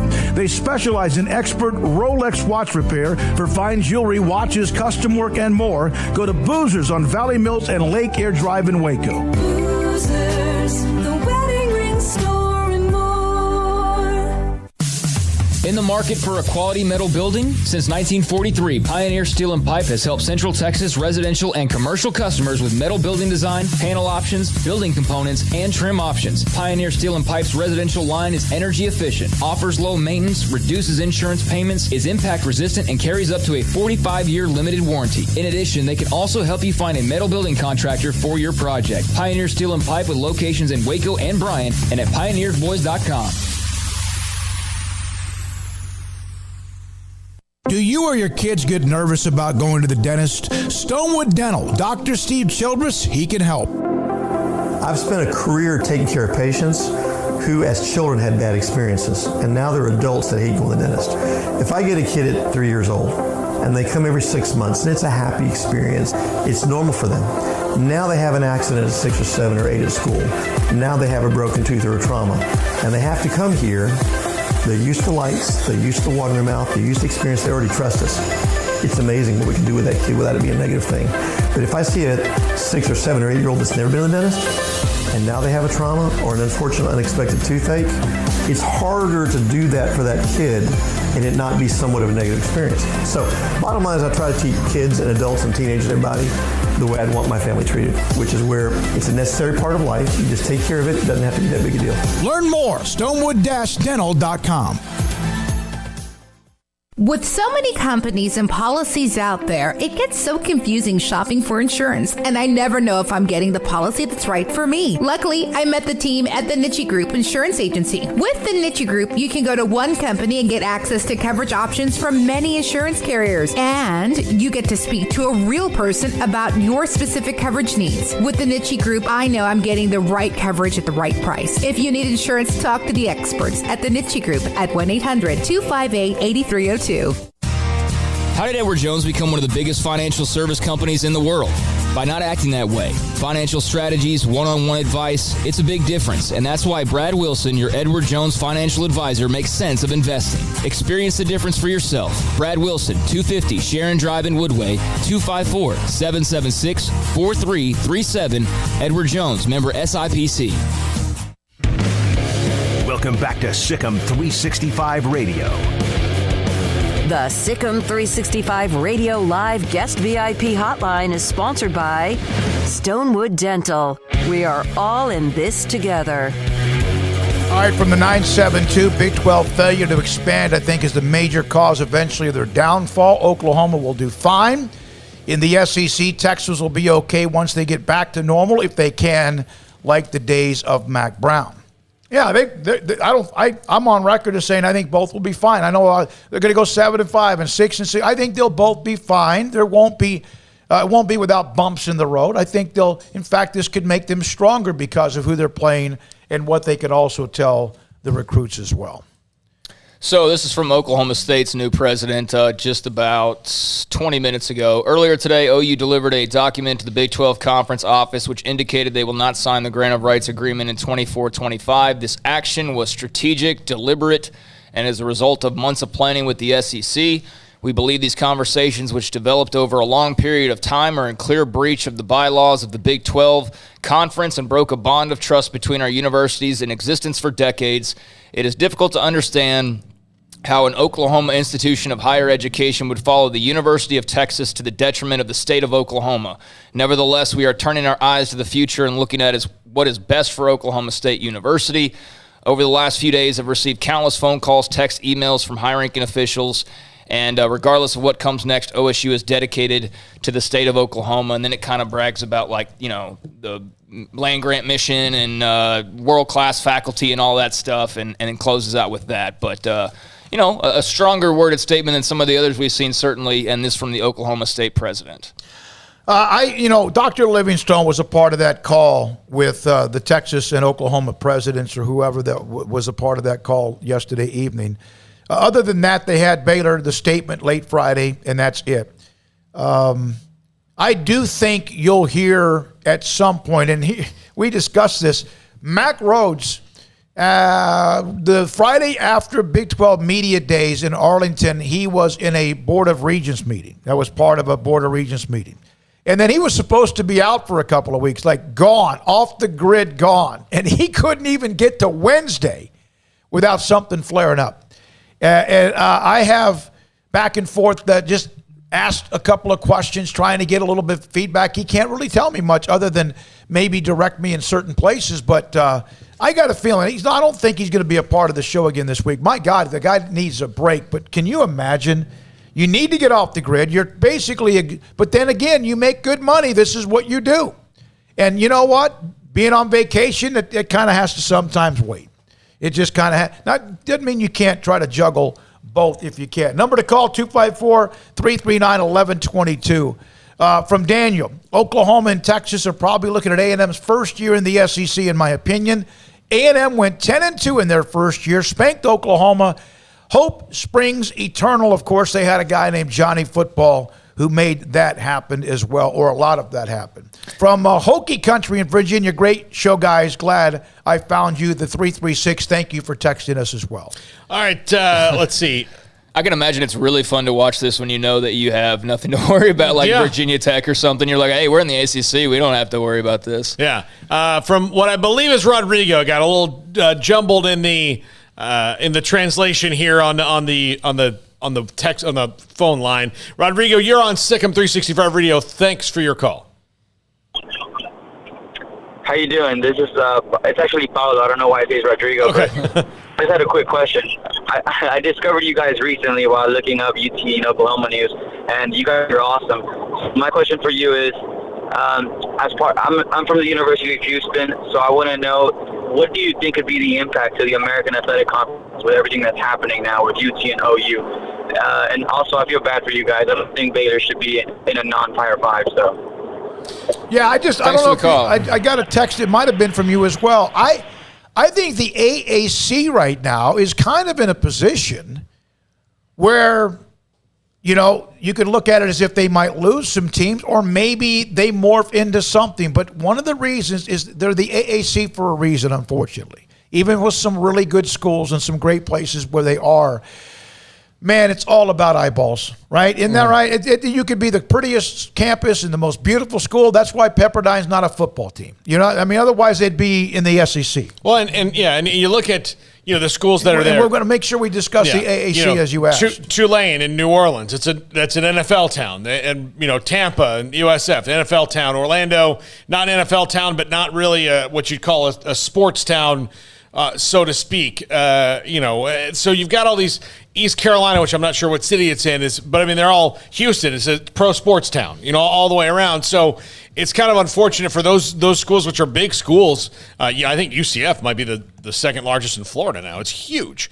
It's a gigantic school, but it's unfortunate for them that they kind of have to wait and play this waiting game. But strangely enough, they might be in the most position of power they've ever been in before. There's not even a doubt about it, Paul. Yeah. How could they have been in a stronger position? They can't lose in this situation. Either they remain the AAC, which is what they were to begin with, and nothing changes, or they play the cards right and they're now part of the mix as a power conference potentially. If they raid the Big 12, for example, or if the Big 12 raids them, or they just decide, hey, we're either doing it one way or the other. Let's just mutually agree this is how we're going to mold these conferences together.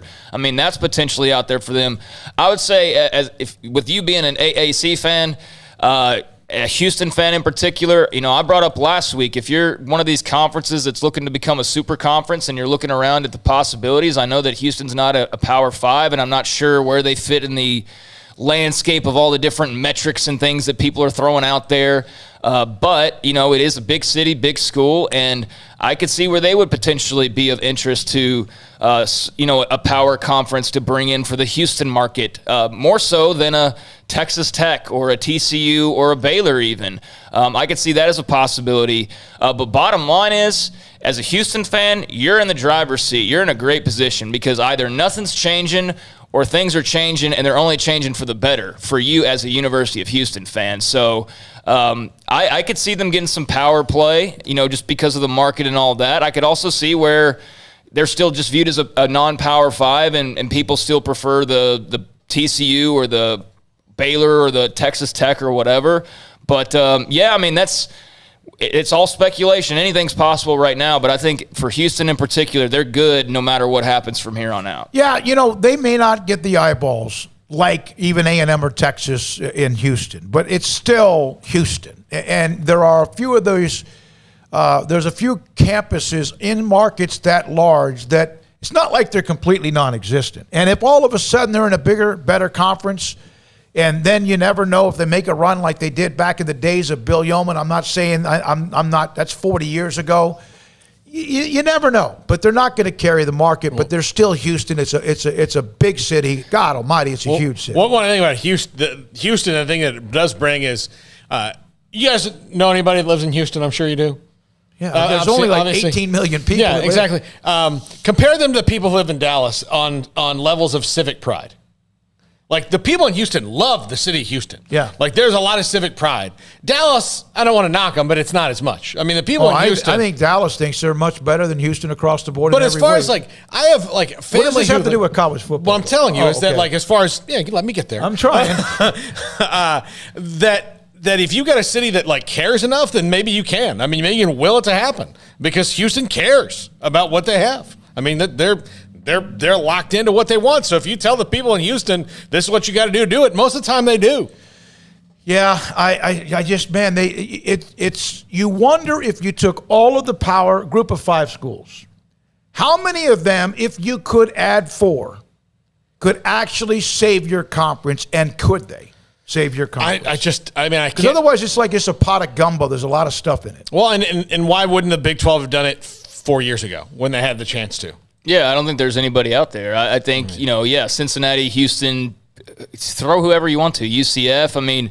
They could make it work, but is it going to really be at the level of the others, their peers? No, it's not. It doesn't matter who they add. They could add everybody. They could add the entire country. It's still not going to be on the level of the other conferences. So they can add enough to make it work, but there's no one to add to make it as sound as it was previously or replace the brands that they would be missing out on. Even if they were to add 6 or 8 teams, it's still not making up for just what Oklahoma and Texas bring to the table individually, which is why they're in the position to do what they're doing right now. So, it's a crapshoot. And the thing about Houston, too, is like I was saying last week, it all sounds good. Hey, let's go grab Houston. Let's put them in the Big 12 or let's blend into the AAC or whatever. But that would, as much as sturdy ground would be great for the Texas schools that are currently wondering what their future looks like, adding Houston would also be a major blow, and you'd be adding them to your level playing field.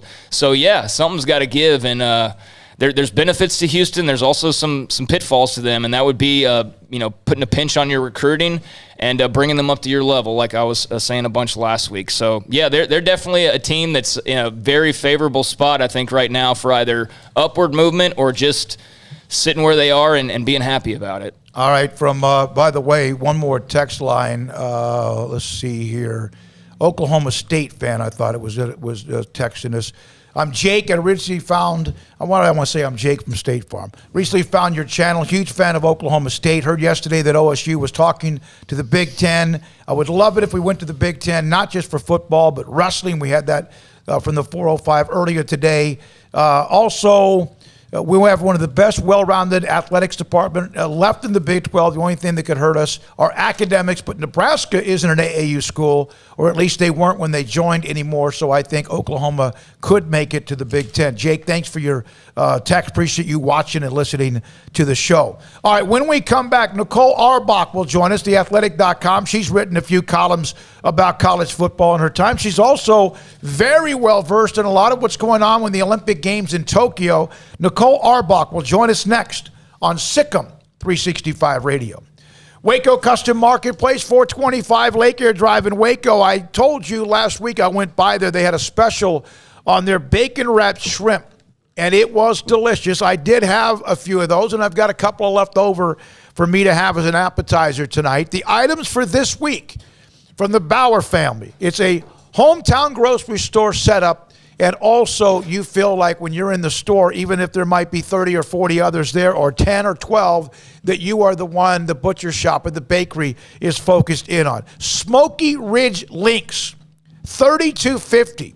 Also, 5 pounds of cut French fries, $5.50 a bag. Regular lump crab for $29.99 a pound.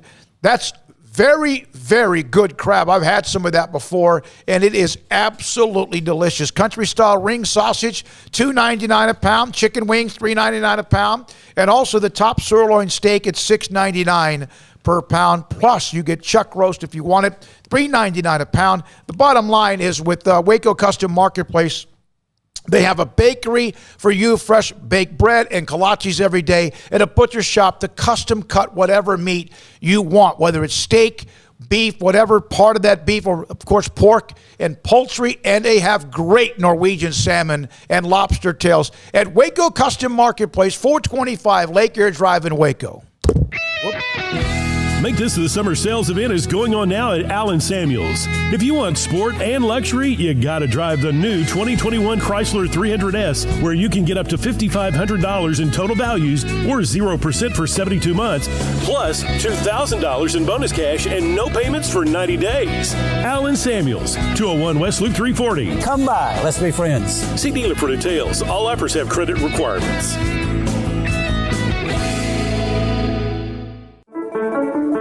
One size fits all. That may be all right for an adjustable belt or cheap sunglasses, but when it comes to your financial needs, no one wants a one-size-fits-all strategy. Cam Heathcott, your Edward Jones financial advisor, knows that his most important goals are yours. That's why he takes the time to understand your needs, knowing you. That's how Edward Jones makes sense of investing. Cam Heathcott, covering Conroe and Houston, 936-756-7717 or cam.heathcott@edwardjones.com. Edward Jones, member SIPC. Boots add protection. Good boots help you climb better and move forward faster. And when your son or daughter steps into the boots of a U.S. Army officer, they also learn how to lead.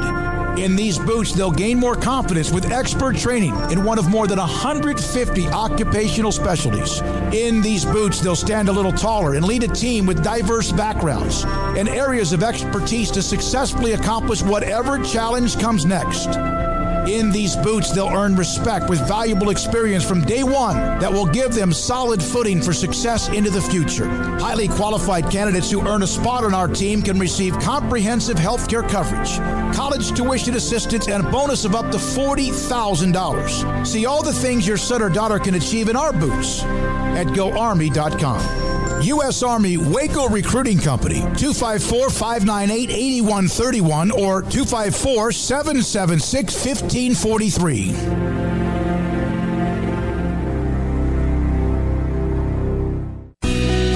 Camille Johnson Realtors guide you seamlessly through the process of buying your dream home or selling your current one. Commercial, farm and ranch, or residential, Camille Johnson Realtors can smoothly and successfully lead you through any transaction. With a team of 28 experienced agents who are excited about serving you, Camille Johnson Realtors services the entire greater Waco area. If you're in the market to buy or sell, contact Camille Johnson Realtors, 104 Midway Center in Woodway, or find them online at www.camillejohnson.com. Camille Johnson Realtors, elegant, charming, warm. Welcome home.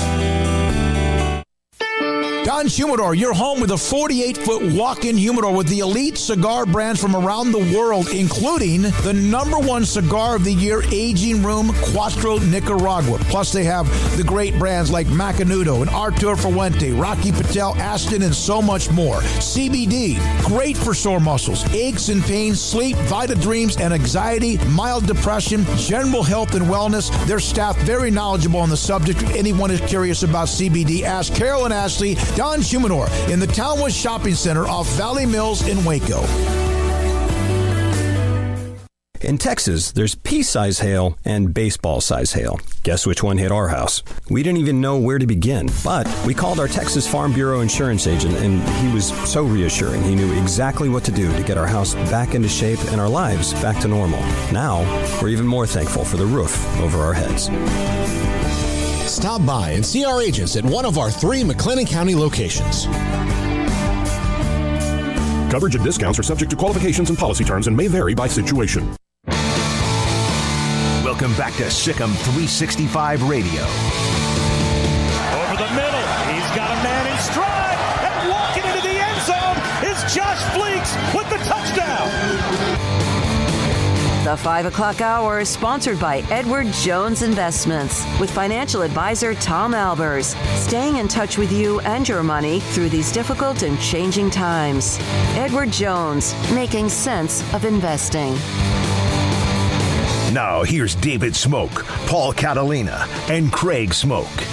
All right, here we go, this 5 o'clock hour. I have watched Nicole Auerbach as she has covered many things college football. And by the way, she's a great follow right now, because her Olympic knowledge is insane. I was watching her as Katie Ledecky was beaten, among other things as well. So that is a great follow if you haven't followed Nicole Auerbach for many things as well. Nicole, thanks for your time.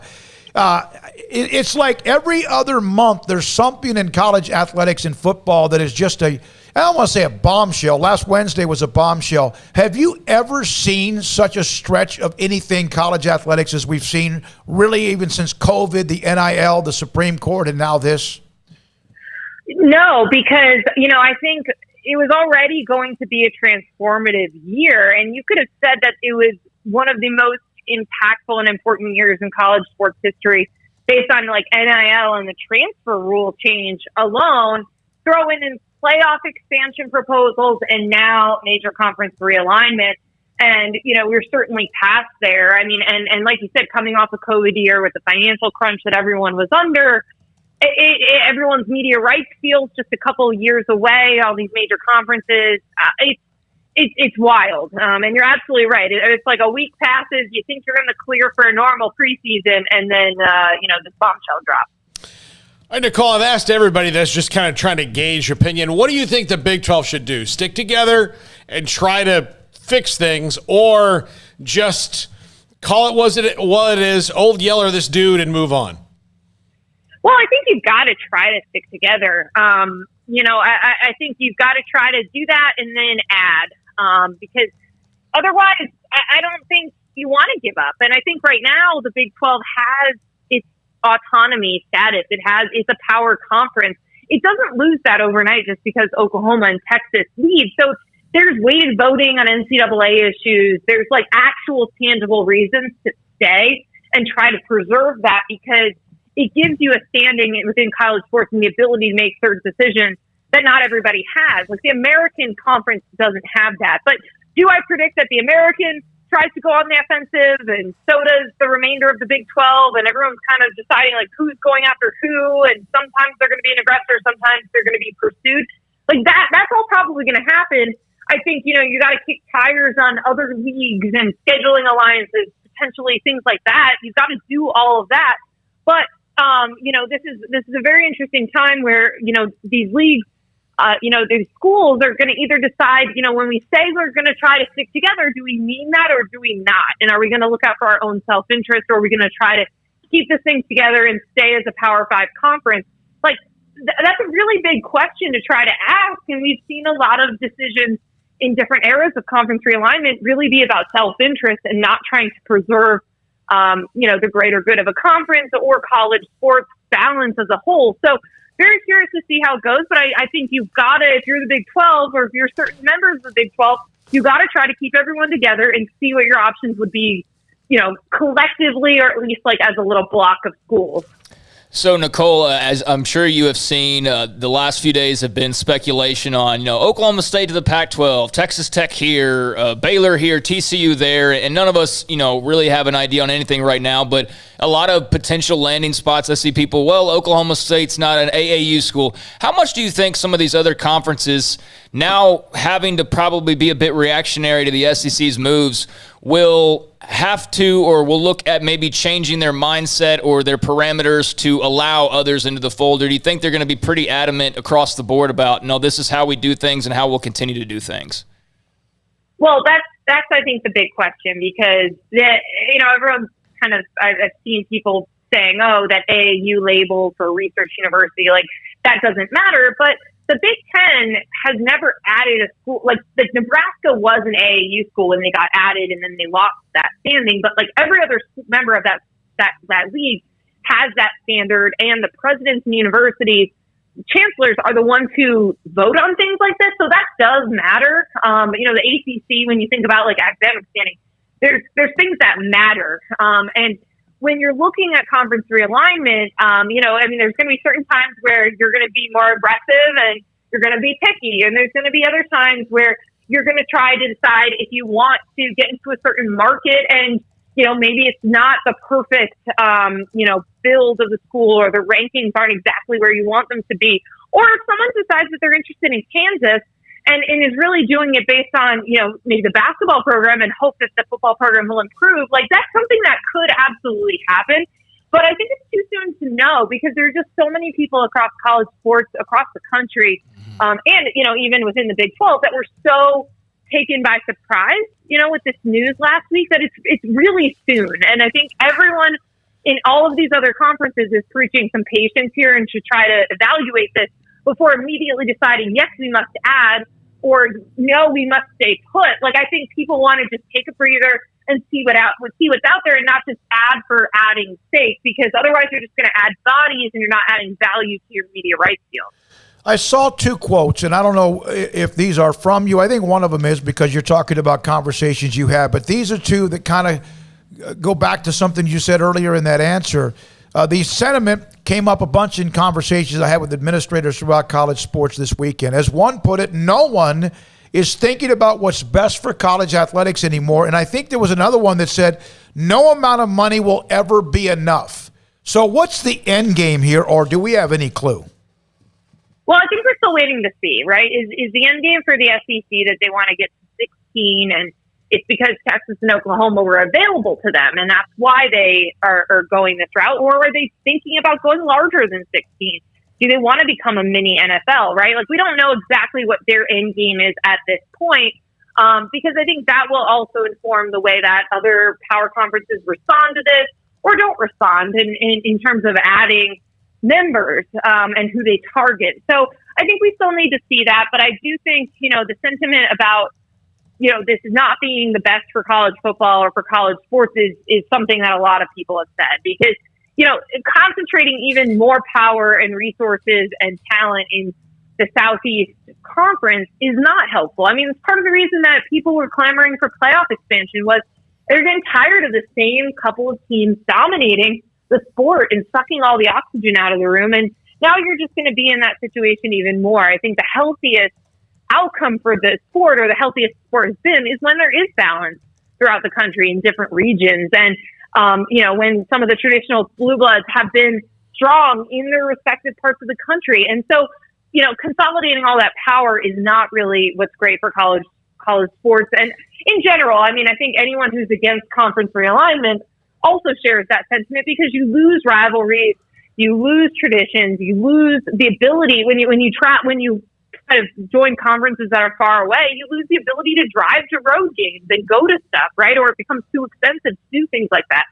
So there's a lot of reasons why I think people across the country are, those who got into college sports because they love the traditions and the culture and the differences and the pageantry and all these different campuses. Like, you really do lose that when you go to conference realignment, and it's just about money. Is anyone for sure screwed in this, Nicole? Well, I think, Texas, by joining the SEC, is going to make it more difficult to have a successful season for themselves and to reach the playoffs. I mean, they're making it more challenging for themselves in that sense. They also go from being, arguably the most influential voice in the room to being one of 16 in a different league. I think, too, if the Big 12 does disband or dissolve and the members do end up in other places or get picked off by their leagues, like, certainly the Big 12 is the biggest loser. I think a lot of people are anticipating that that's possible. And, does that help the Pac-12 standings by default, right? And, what does this mean for the other leagues? But I think if the Big 12 doesn't survive, certainly the schools that were in it, the ones who, may not get their top landing choice, those would be schools that we would have to assume, didn't come out of this better than they were, 2 weeks ago. Nicole, any idea of what those inside the NCAA are thinking about this? And at this point, I mean, I think Greg Sankey, put the blast on them, back in media days, and now you see a move like this. I mean, I've read various articles that have kind of, referenced the dissolution of the NCAA, but do you think that's where we're heading at this point? Well, people go either direction on that. I think, multiple people I've talked to have really made the point that this type of move probably doesn't happen, in a different era where the NCAA is stronger. But the NCAA is weakened. It's had dating back to COVID and its lack of leadership and decision-making power in any of that last summer, NIL, Supreme Court, all of these other issues, there's just not a strong centralized governing body right now. And we have seen conference commissioners, especially at the Power 5 level, become the most powerful people in the sport. And I think that, obviously that's happening now. Obviously, Greg Sankey has been the most powerful of the group. And then having 3 very new commissioners in the last 2 years will also help that as well, because they were talking about potentially how's the Big Ten going to react, the ACC, the Pac-12. Well, those are all people who are new on the job trying to navigate this. So, it also is another reason why the SEC, is probably on the aggressive side of this too, because, Greg Sankey has the most experience in college sports compared to those 3 new commissioners that are going to have to handle this as well. But I think, so there's obviously the power vacuum with the NCAA, but for the people who do think, maybe the Power 5 will eventually split off, I don't know if this necessarily leads to that, because you could either end up with a couple of mega conferences, you could also end up with the with the SEC at 16 and everybody else kind of close to the normal size that they are. But if the SEC wants to go bigger and bigger and try to become its own almost division and kind of be in a mini NFL, maybe that does negate the need for an NCAA. So it's just too soon to tell because we just don't know what the end game is for the SEC right now. Just had somebody ask me about this Texas and Oklahoma being added to the SEC strengthen the college football playoff expansion. I think that's part of why we're seeing this, don't you, Nicole? Because the SEC, not every year, but most of the time, they're champion and somebody else elite would get in. Now, they may get 4 in. And that means you can be a part of that conference without having to win it, and maybe even be third or fourth best and get in. So does this not strengthen the college football expansion as far as the championship? Well, so it's a couple things. I don't know if Texas and Oklahoma make the jump if the thing is still at 4 for the foreseeable future, because it's the at-large spots and what you just said, the fact that you don't have to be perfect, you don't have to win your conference to have a chance to make the playoffs. But I also think this makes a lot more sense about why Greg Sankey and the SEC were supportive of the 12-team model, because Greg Sankey and Bob Bowlsby were on that working group. And so, I remember, and it's very interesting to look back now on Bowlsby's comments about, kind of lauding Greg Sankey for being willing to go to this 12-team model, even though the SEC had no problem accessing the playoff in the 4-team model. It was something they don't have to do. It's for the betterment of the sport, blah, blah, blah. But now you can see why that would be such a benefit to the SEC if they were going to add Oklahoma and Texas, and why Oklahoma and Texas going to the SEC in a 12-team playoff is much more appealing as well. So we still don't know when that's going to start. We also don't know when Oklahoma and Texas are going to officially leave the Big 12 either.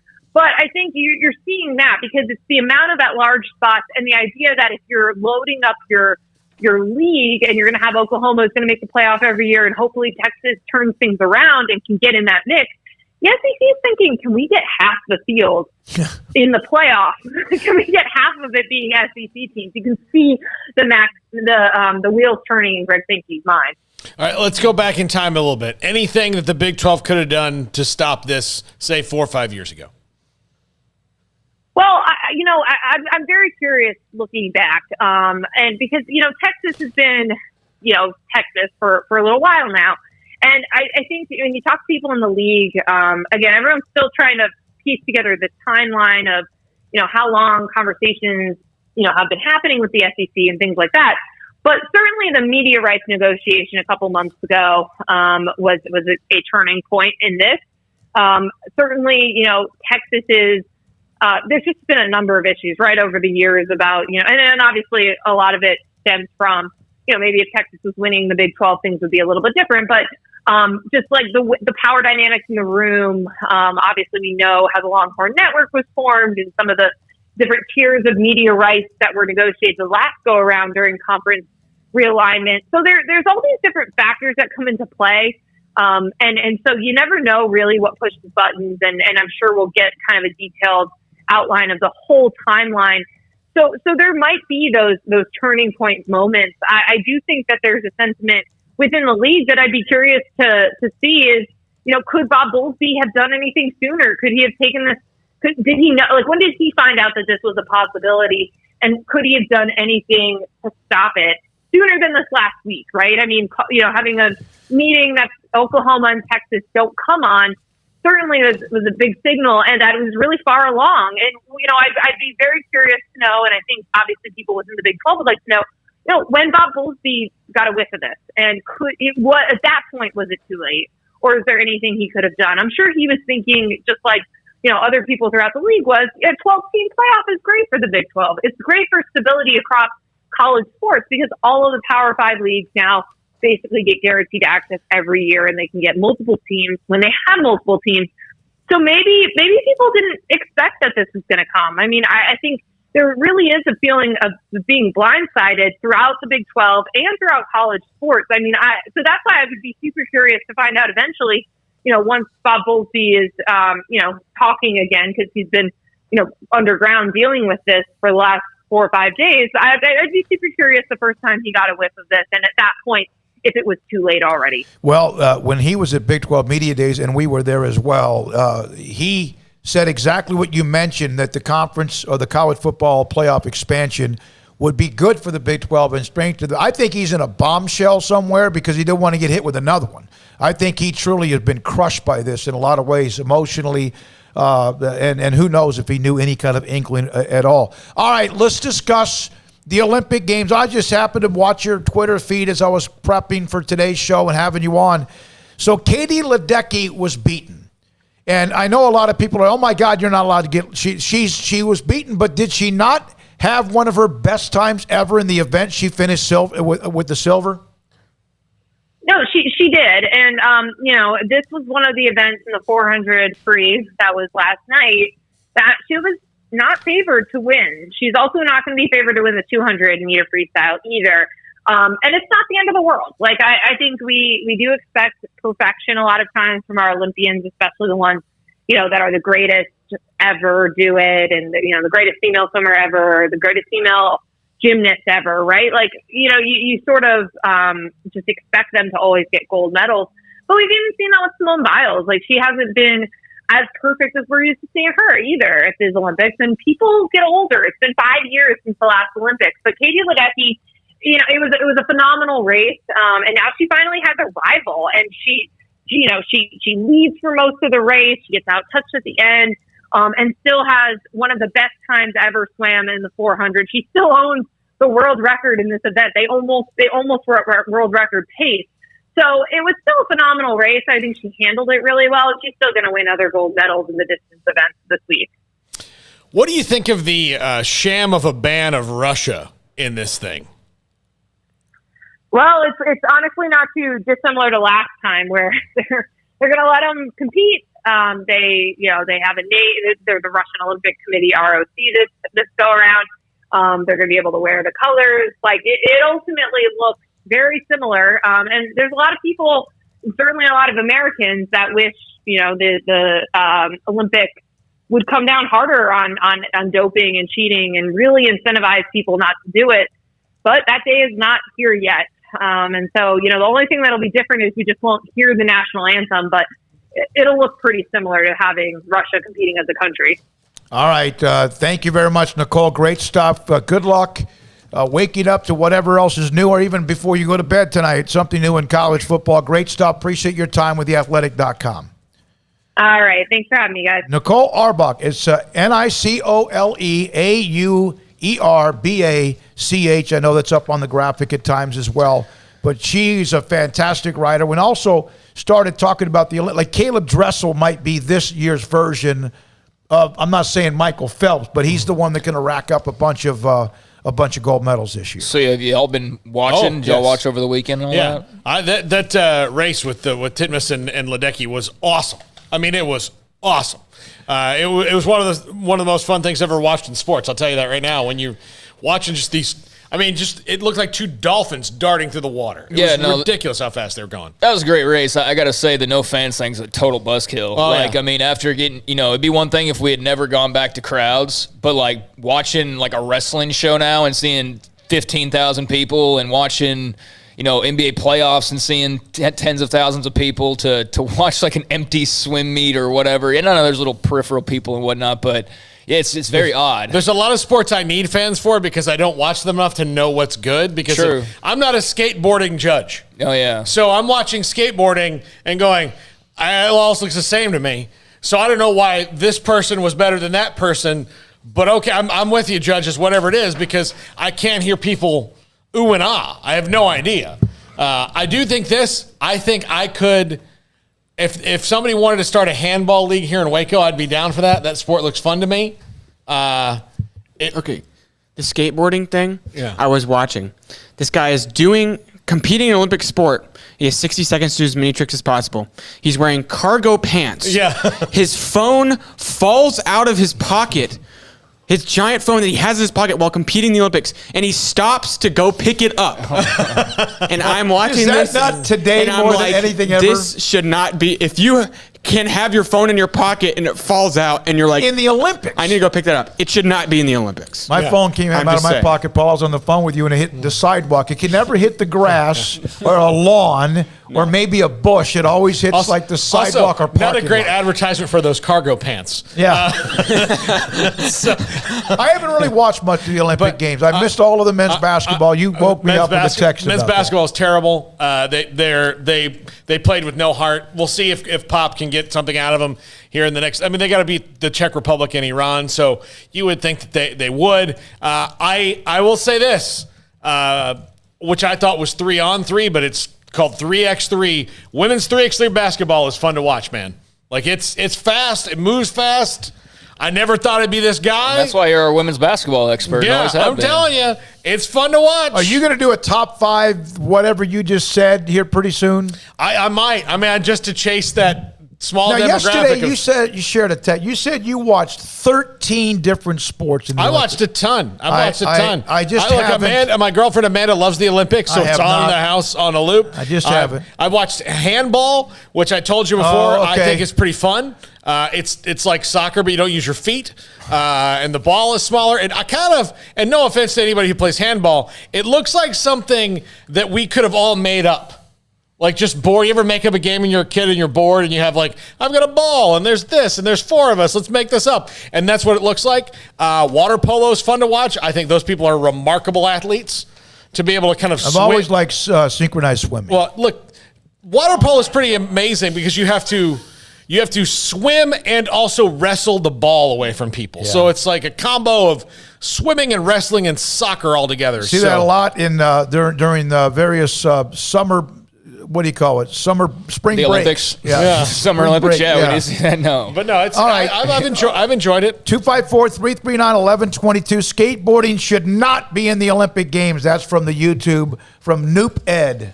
Yeah, I just wanted to pass along, and that's a good debate. I've definitely seen a little back and forth over social media on that and some other sports as well that are now Olympic sports. I just want to make mention for the Baylor fans out there because that's mostly who we would normally be talking to. But I just saw where Baylor basketball posted that it's Vet Week and Isaiah Austin's in town. They had a picture of him at the Farrell Center, and I assume with it being Vet Week, there's going to be a lot more of the former players making their way back to Waco. So I just thought I'd pass that along. Cool to see Isaiah Austin back on campus. All right. When we come back, 5:24 is the time. Paul's top 5 will come up in 31 minutes. Notes about Terrell Bernard and Jalen Petrie. They are part of yet another preseason watch list. There's a lot of them out there. We'll have that for you and more. SicEm365 Radio. Richard Carr, Buick GMC Cadillac, they have the summer savings event going on right now at Richard Carr. A lot of people are getting back on the road, traveling, driving cross country, going to visit the in-laws or friends or just get away, go to the beach. Well, with travel back, and man, here in Texas at least, triple digit temperatures right now.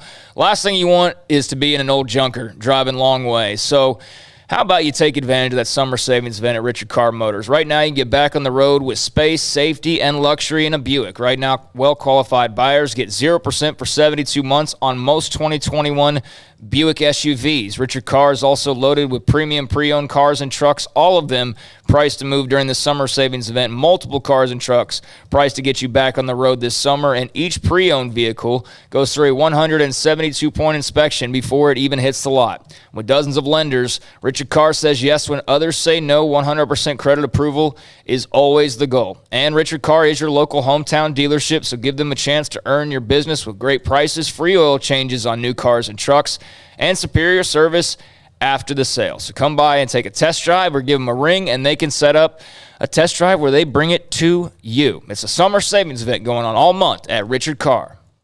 1, 2. I'm in love with a man named Rudy. I'm okay with that. He knows exactly what I want. He keeps me coming back. He cooks breakfast, lunch, and dinner for me. Does the dishes too. I'm in love with a man named Rudy, last name Barbecue. It sure is easy to fall in love with Rudy's tasty oak smoked barbecue. Next in line. It's time to fire up the grill, heat up the oven, or get that deep fryer going to enjoy the top quality products at Waco Custom Marketplace. Order 30-pound sacks of live crawfish by 6 on Wednesday. Pick up on Friday afternoon after 2 or Saturday. Enjoy the weekend. 30-pound sacks of live crawfish available right now for $4.25 a pound. Find all the crawfish boil ingredients you need, including red beef potatoes, sausage, corn cobettes, and live crawfish by Wednesday at 6. Pick up on Friday after 2 or all day Saturday, and enjoy the weekend. Waco Custom Marketplace, your home for fresh baked kolache, cinnamon rolls every day. Butcher shop to cut your steaks the way you want. Fresh seafood, summer sausage, boudin, house-cured and smoked bacon, spices, seasonings, soup mixes, and more, and weekly gift boxes for any occasion. Waco Custom Marketplace, 425 Lake Air Drive in Waco, or WacoCustomMarketplace.com. With so many companies and policies out there, it gets so confusing shopping for insurance, and I never know if I'm getting the policy that's right for me. Luckily, I met the team at the Niche Group Insurance Agency. With the Niche Group, you can go to one company and get access to coverage options from many insurance carriers, and you get to speak to a real person about your specific coverage needs. With the Niche Group, I know I'm getting the right coverage at the right price. If you need insurance, talk to the experts at the Niche Group at 1-800-258-8302. It takes time to reach goals. It's a truth that applies to more than sports. It goes for your financial goals as well. You work hard for your money, and you deserve an investment strategy that lines up with your game plan. And Tom Albers, your Edward Jones financial advisor, can help. If your financial investments aren't putting forth the effort you desire, stop by today for a financial review. Tom Albers, 4301 Lakeshore Drive, 254-776-7605. Edward Jones, member SIPC.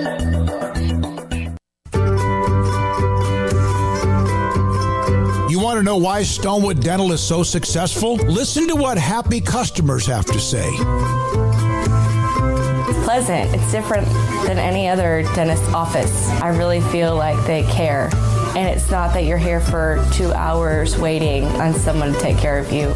It's quick and easy, and I bring my kids, and my kids love being here too. They really love the treasure box. Staff is really nice and accommodating, real friendly. You feel more like home. It's not sterile looking. Everybody has their own personalized rooms with decorations and decor, and they'll even have a blanket for you when it's cold. I've recommended people to actually come here, and they are patients now. I really love it here. It feels like family. Learn more, stonewood-dental.com. From the first workout to the last practice, sports is an incredible challenge. Hi, this is Dan Ingham with the First National Bank of Central Texas, and we're proud to support each athlete, every parent, and our educators. From families, small businesses, to the biggest industry, we're here to help. With remarkable products like First Free Checking, we've got banking ideas that fuel big dreams. The First National Bank of Central Texas. Familiar faces making local decisions. Member FDIC, Equal Housing Lender. Welcome back to SicEm365 Radio.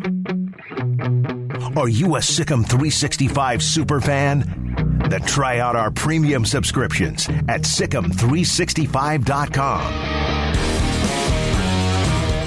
All right, here we go. This is a really good text, and it does put things into perspective. And I agree with a lot of it. This is proof that the days of good old boys is over. It's a business. Tired of someone's cousin having a job and not building the business. Work to make it better or get gone. The other teams weren't doing so. Oklahoma and Texas are leaving. They are tired of the dead weight. Now, that's a little arrogant, but at the same time, I get it because for the most part, you're right. Love the show. Found it on YouTube. Subscribe. Love the fact that it's not all one team. You're biased, not all one team being biased and looking at all the different angles. And that's what we're doing, even for some of you that don't think we are. We're absolutely doing that. Tomorrow, Chris Level covers Texas Tech, will join us. And then we'll have Oklahoma State, TCU covered in the week as well. Yeah, I mean, I agree with that. I would just say, though, what were they supposed to do? I mean, what can you do in that case other than just going out and winning more? And, outside of that, I mean, building new stadiums, well, some of them are new or have completely been redone in the last 5 years. So, yeah, I mean, winning. I mean, that's basically what the Big 12 could have done more of. They could have won more championships. Yep. They could have been in the playoffs more. More teams than just Oklahoma could have actually made the playoff in the last few years, which Baylor and TCU got close to initially. But, too bad for that. But, yeah, I mean, it's I get it from OU and Texas, perspective, looking at what are they really doing for us? I totally understand that. I just don't know what those schools could really do beyond what they're doing right now. But when you talk about pulling your weight, Oklahoma pulled their weight. They were winning. They were getting in the playoff. Texas was not when it comes to football. So it's funny, and I think part of that is why Texas probably had to go to Oklahoma and say, let's go do this because... Well, I wonder if Texas was winning titles and was in the mix every year, would this be move that they still feel the need to make? Probably not, right? So, they certainly didn't pull their weight the whole time either. And if anything, that weight did drag down the Big 12 brand name because it was just Oklahoma and the other kids, and then, Texas is average or whatever the case may have been based on the year. But, you're right. There was a big weight differential, that's for sure, between the two teams and the other 8. Yeah, Kansas State, Baylor, TCU, Texas Tech, even among others, they've done as much as they possibly. The arms race of college athletics, we've seen it right here on University Parks and on the Brazos River. What was and what was here 10 or 11 years ago is truly insane. By the way, the Texas A&M Special Board of Regents Conference is underway. Sam Kahn of The Athletic called to order, a roll call, and then they went into executive session. And probably nothing comes out of it other than the fact they're like, we're going to vote for this too, aren't we? Because we're going to be unanimous in the SEC. Yes. That's the one thing that they do. All right, to your call. I got a couple of calls. Tim from Iowa wants to talk realignment. Tim, you're on SicEm365 Radio. Thanks for your call. Yeah, I've been glued to your guys since Wednesday. I was driving back to Iowa from the Milwaukee Bucks game. Oh. And, but I've been watching you guys on YouTube every day. And following other national shows and local shows here in Iowa. And one thing I hear from a lot of people is, the money is ruining it and the greed and this and that, and why can't the conferences stay the same? I'm a college football historian. I grew up in Omaha and followed Huskers since Devaney, and all anybody has to do is just look in the history books and see, like, in 1931, there was a super conference. It was called the Southern Conference, and it had 23 teams. They had all the Carolinas, the Alabamas, the Tulanes.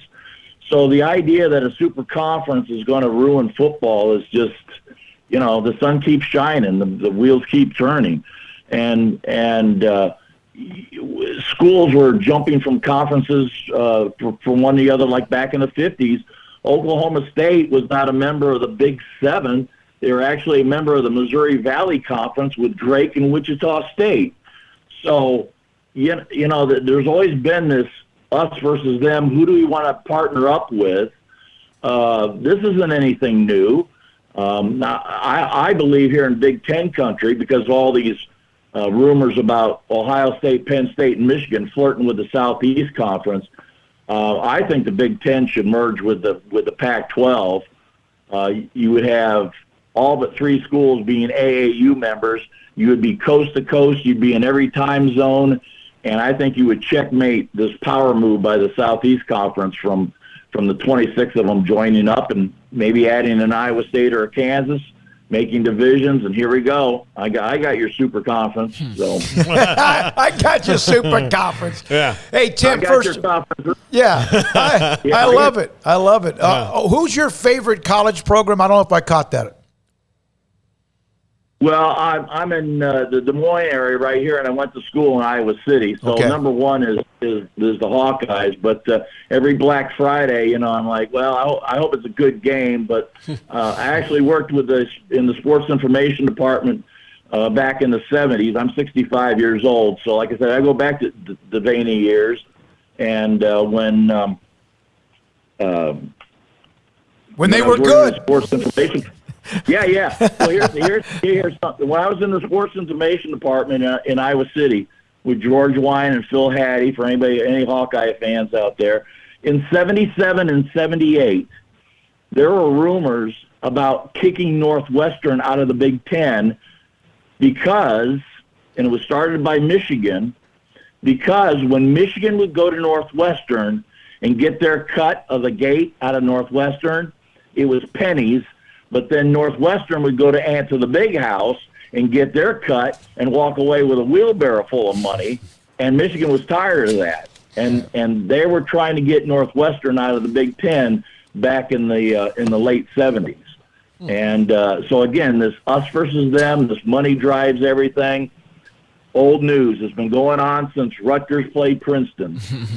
I love it, Tim. Thanks for the history lesson and the fact – the fact you connected Iowa and Nebraska, great rivalry, although Iowa's dominated that as well. Thanks for your time. Appreciate you watching us. and following what we're doing and stay in touch with us as well. Thank you. Yeah, and he's absolutely, it was a great call, and he's absolutely right. I mean, where'd the Big 12 come from? Yep. It came from chaos. It came from, other conferences shuttering or people moving or whatever. So, yeah, he's absolutely right. This is not anything entirely brand new.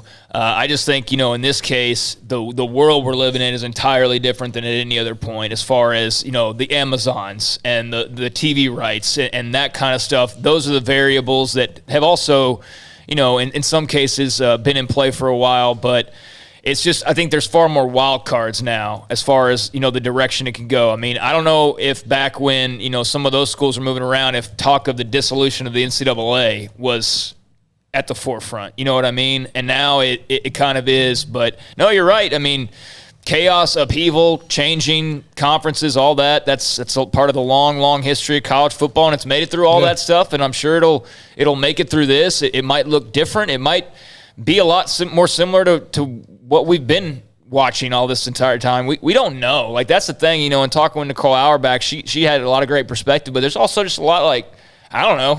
We'll have to see what this looks like because we're all just playing that guessing game. But, yeah, definitely thanks for the phone call. Appreciate that, Tim. All right, and forgive me if I don't get this name right, but I'm just going on the caller ID. Tanya from New Mexico, you're on SicEm365 Radio. Hey, how you guys doing? I just called in to ask a couple questions about the Big 12 situation. And my name's Kay, by the way. I don't know why I said Tanya. Okay.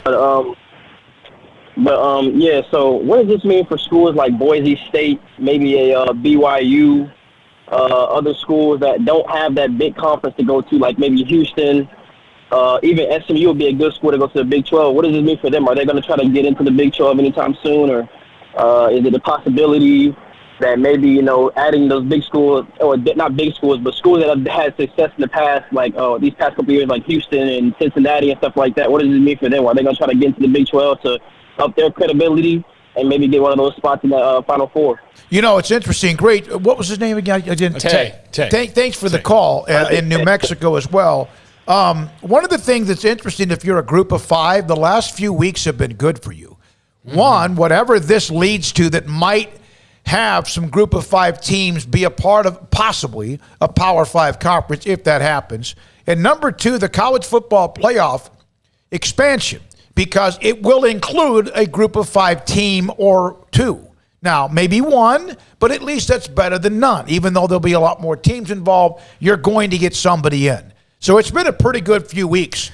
By the way, I'll talk. We can maybe get Dickey on the show. Jeremiah Dickey from Boise State is an AD who was at Baylor for a long time, and maybe get his perspective of what it means for teams like that. Yeah, I'm not sure on Boise State exactly, but as far as the American goes, I mean, that's something that we've had a lot of discussion about, and really it just boils down to who's going to be more of the aggressor. It depends entirely on what the Big 12 and those 8 schools decide to do moving forward. Basically, Tay, if they decide, hey, we want to stick together and we're going to get our money from OU and Texas, that's a chunk of money. Changing money, if they want to do that, then they're probably going to go look at a Boise State or a BYU or Houston, someone along those lines. Or does the AAC kind of inevitably see the writing on the wall, and all of a sudden they're in a position of power where they can actually pull from the Big 12? So that's what remains to be seen, and until we see more movement on that front, it's kind of hard to predict. But I would say that pretty much everything's up in the air right now, other than obviously those already in power conferences aren't going to be looking to leave in a time of uncertainty like this. But yeah, there's a lot of moving deck chairs, and I'm not sure who the captain of the ship is. It could be the Big 12, it could be the AAC, it could be some random school we're not thinking of, but no way to know right now. It's all up in the air. And I did want to mention this. So Missouri's athletic director, Jim Sturk, has announced he will be stepping down as soon as a new athletic director is found, so he will stay on until that time period. He was the 20th athletics director at Mizzou. They said they'll start a national search and la-di-da-di-da. Not sure about the timing or why, but just a piece of news there. All right, let's take another call. We're going to get to 2 or 3 of the We've YouTube responses as well. We've got a little bit of a technical issue, Armstrong. Okay. Can you fix that? All right, from SC Scout Guy. I'm an 05 graduate of South Carolina. I'm really enjoying this channel. Thank you. You might be surprised that most SC fans are not in favor of this. Our sports talk radio flooded with people against it. From Bob, don't blame the SEC for having the foresight to accept Texas and Okie into the best conference in college football. No one has. I've said I've said the exact opposite, so no one has done that. Yeah. David Livingston, I love Boise, would love to see them in the Pac-12. The Pac won't do it. And also, let's see, there's a lot of Notre Dame discussion about if they do anything, Paul, it won't be the Big Ten. Will it be the ACC? Because that's what they're already attached to. It, and so they have to buy their way out of all that stuff. And again, Notre Dame, and we'll talk about this in the top 5. Actually, Notre Dame can sit around and wait. Yeah, they don't have to do a thing. Right. But they have a decision to make. They have to really look at it. All right. Dane in Boulder, Colorado. Dane, Buffaloes. Thanks for your call. Hey, it's Dane from Colorado. What's up, Dane? How are you guys doing? I just turned on your show for the first time. I appreciate it. Great show. Thank you. Thank you. I just want to know what do you think? They built these big facilities and all that, and I think our student body is around 40K now. West Texas is not real pretty. Pac-12, what do you think? I think that's if the league does break up, Dan, I think that's the best. I think that's the best shot for them is the Pac-12. I think that's the one that makes the most sense. And there might be this dividing line of if it's about footprints in states, then one Texas school goes to one league, one goes to another, one goes to another. I don't know if that's necessarily the case, but I think Tech to the Pac-12 makes a tremendous amount of sense. Yeah, I mean, the downside for Tech would be the academic standing. They are not in the same league as a lot of those Pac-12 schools. So that would be one thing that I would foresee the Pac-12 probably taking into consideration, much like we've been talking a lot about the Big Ten and the whole, certification and all that. Not exactly sure what the Pac-12's qualifications would be, but, as far as location goes and having competitive programs and dipping your toes into the state of Texas, although it's a much different part of the state of Texas than the part that most people talk about all the time, which is the other side of Texas where we are, and Dallas and Houston and San Antonio and Austin. But no, I think the Red Raiders to the Pac-12 makes a lot of sense. One rumor or just speculation that I see a lot of is the Red Raiders and the Pokes going to the Pac-12. That would make a lot of sense. So I think Tech's probably in a good position right now. Without knowing enough of the details about what's going to take place. And I would say they're in a better position than, not every one of those 8 or other 7 schools, but certainly better than some of them. They're in a better position than I'd say Baylor probably is, or TCU is, or I agree. Who else maybe? Even Kansas State. They're in a better position than they're in. Oklahoma State, Texas Tech, West Virginia, Kansas, those 4 they're perhaps good. In some way. And Texas Tech, I didn't realize.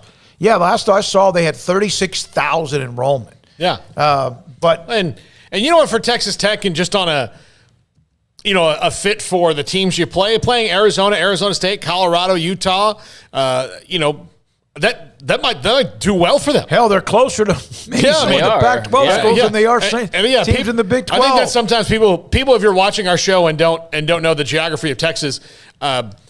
We go to Lubbock when we have to. It's 7 hours from here. It's not like weekend trips to Lubbock. It's not like you go, hey, let's pop by Lubbock. Yeah, it's one of those things. You don't just drive out there. It's not just you got to make it a commitment. 254-339-1122. What Big 12 school gets left out that is not in the end a part of a Power 5? There could be 4 of them. There could be 3 of them. There could be. There's attachments. Don't know. Have no idea. The one honestly, Baylor's national championship in basketball came at the perfect time for them. And in regards to this, and that they show that they have some cachet on the national level, even if it's not in football necessarily. But the ones I worry about, honestly, more than Baylor, and I think Baylor's in the bottom 3 when it comes to that because of just being a private school. But I think if I ranked it from the bottom, it'd be TCU, Kansas State, and Baylor, just because of whatever it is. And I still think that everybody's going to be all right for the most part. It's just, you got to wonder if it's about 64 teams and you've got 8 teams and 7 of them fit perfectly in even numbers, and Notre Dame gets in this mix somehow. I wonder how many of the group of 5 teams, Paul, going off what you're talking about, end up with a better chance of being included if they're 64 to 65 than even a few of the teams in the Big 12. Yeah, maybe so. Yeah. I mean, you wonder. But those to me would be the ones you worry about the most. 319, I'm a Missouri fan who feels bad for the old friends of the Big 12. This is what he said about Texas. This is the text. Texas drove everyone with means to escape out, then bitched about the mess they created. I only hope as SEC schools take turns pounding them. Best of luck to Baylor. That's from the 319. Thanks for the or 636. Yeah, and Matt from Iowa asked what happens to Kansas State if Iowa State and Kansas go to the Big Ten. That's what I'm just talking about. Kansas State's the one that's kind of got a weird fit for me everywhere else. If you're talking about footprints, they're kind of like the perfect Big 12 school. Yeah. I mean, in many ways, as far as location and just they're a Big 12 school, and that's what I was asking Randy Peterson about politics in Iowa, and if Iowa would have any objection to Iowa State potentially joining. That's another school I think will be fine. Probably is Iowa State. Just I don't know why.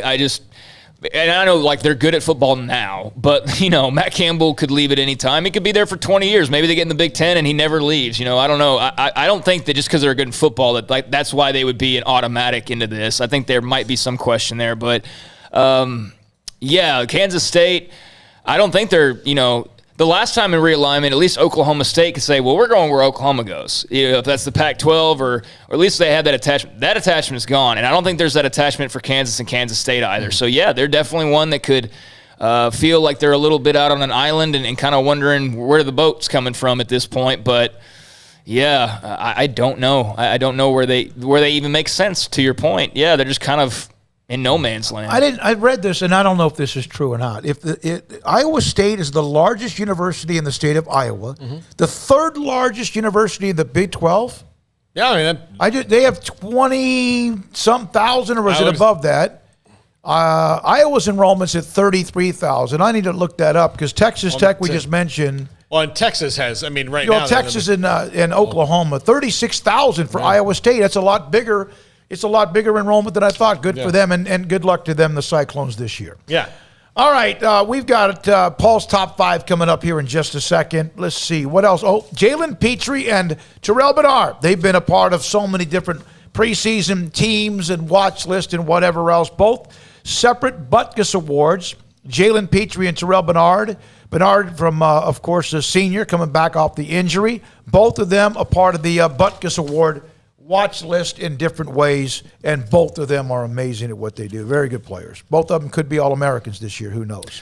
Yeah, I think it's going to be harder for Jalen Petrie to probably get some of the attention. He's just not a household name. I feel like it kind of took him a while to even get the Big 12 respect, you know what I mean? But, no, he's a hell of a player. Terrell Bernard is an NFL name.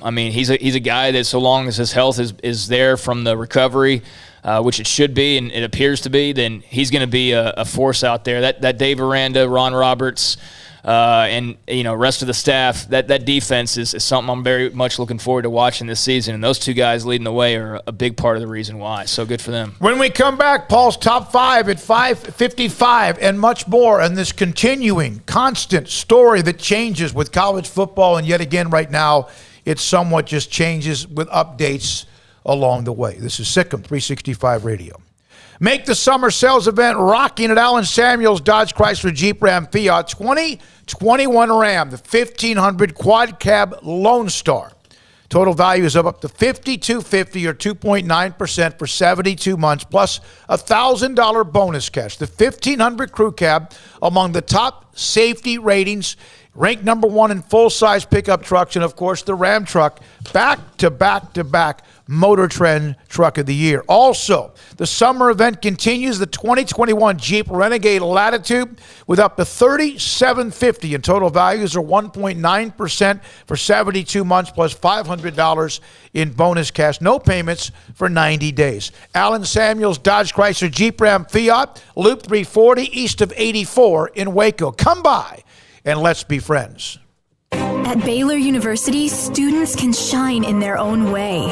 Or should we say their own ways? Because there's no limit to the ways Baylor students make the world a brighter place. Whether they're leading a student organization or following a higher calling, getting advice from faculty, or taking part in world-class research, pursuing their dreams, or working toward their dream job, students find their place to shine at Baylor, where lights shine bright.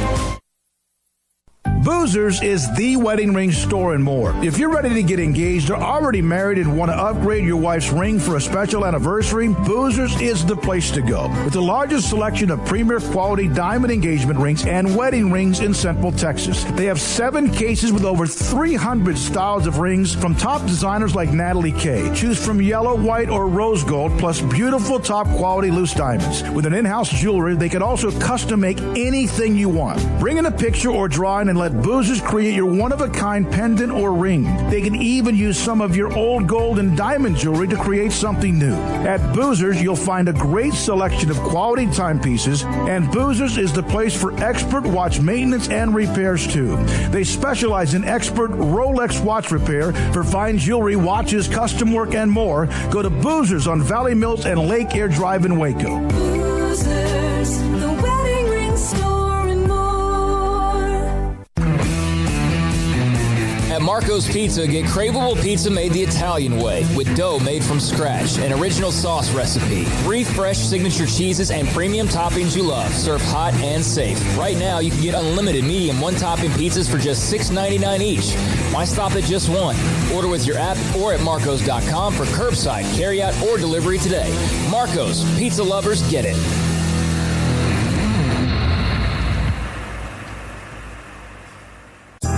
Riverbend Liquor and Wine has their easy-to-access drive-thru open and convenient and clean in-store location on the corner of Lakeshore Drive and North 19th Street in Waco. Riverbend Liquor has the best and most extensive variety of craft beer selections in Waco, and Balcones whiskey, including single malt, pot still, baby blue, rye, brimstone, and the all-new lineage in stock. Riverbend Liquor and Wine, family-owned and operated, and a hidden gem in Waco on Lakeshore Drive and 19th Street. And find out more on Facebook and Instagram. Did you know that 1 out of every 4 men have symptomatic low levels of testosterone and don't even know it? And if you think you're too young to worry about it, guess again. Low T levels can make you feel tired and grumpy, cause weight gain, and wreak havoc on your sexual desire and performance. Petty Clinic Low T can set up same-day blood screening and results, so if you're tired of being tired, I challenge you to man up and Google search Low T Waco or go online pettycliniclowt.com. It's a private clinic with an atmosphere catering to men. Affordable, only $150 a month, includes lab work, office consultation, testosterone injections, follow-up visits compared to $395 a month in Dallas or Austin, and you don't have to fight the traffic. Petty Clinic Low T as board-certified physician consultations will provide the best form of brand-strength testosterone available. Contact Petty Clinic Low T today, just off Highway 84 and Old Hewitt Drive in Woodway. Petty Clinic Low T, helping men become the high-performance men they deserve to be. PettyClinicLowT.com or Google search Low T Waco. Welcome back to SicEm365 Radio. Have you downloaded the SicEm365 Radio app? Do it today on the App Store and Google Play.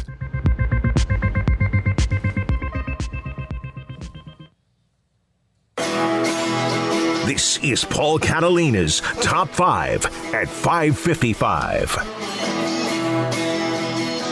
Brought to you by Slapsticks Comedy Club. Get your tickets now, slapstickscomedy.com. Karaoke on Wednesdays, open mic Thursdays. Ty Win, the headliner this weekend, as you head into the end of July, slapstickscomedy.com. Top 5 schools with the biggest realignment questions. And listen, feel free to dissect this in the comments. This is just my opinion on what I think of the top 5. Number 5, we just talked about them, Kansas State. Craig mentioned it. They're kind of the perfect Big 12 school. Where do they fit, if especially if people start pairing or pairing off, like where do they go? Because they're not exactly the best of the pair. So that they're going to kind of rely on somebody or hope that somebody needs 4, to me anyway. And this, again, is all speculation. Yeah, I don't know. We just talked about this, and I kind of gave my thoughts then. So they haven't changed in 5 minutes. I have no idea where they go. They're, academic standing and their other attributables, I can't say off the top of my head without doing some research on K-State for why they would be desirable outside of just being a somewhat of a name and a name for a long time in college football. Outside of that, I mean, their football program's pretty good now, but it's, mid-tier in the Big 12 still basically.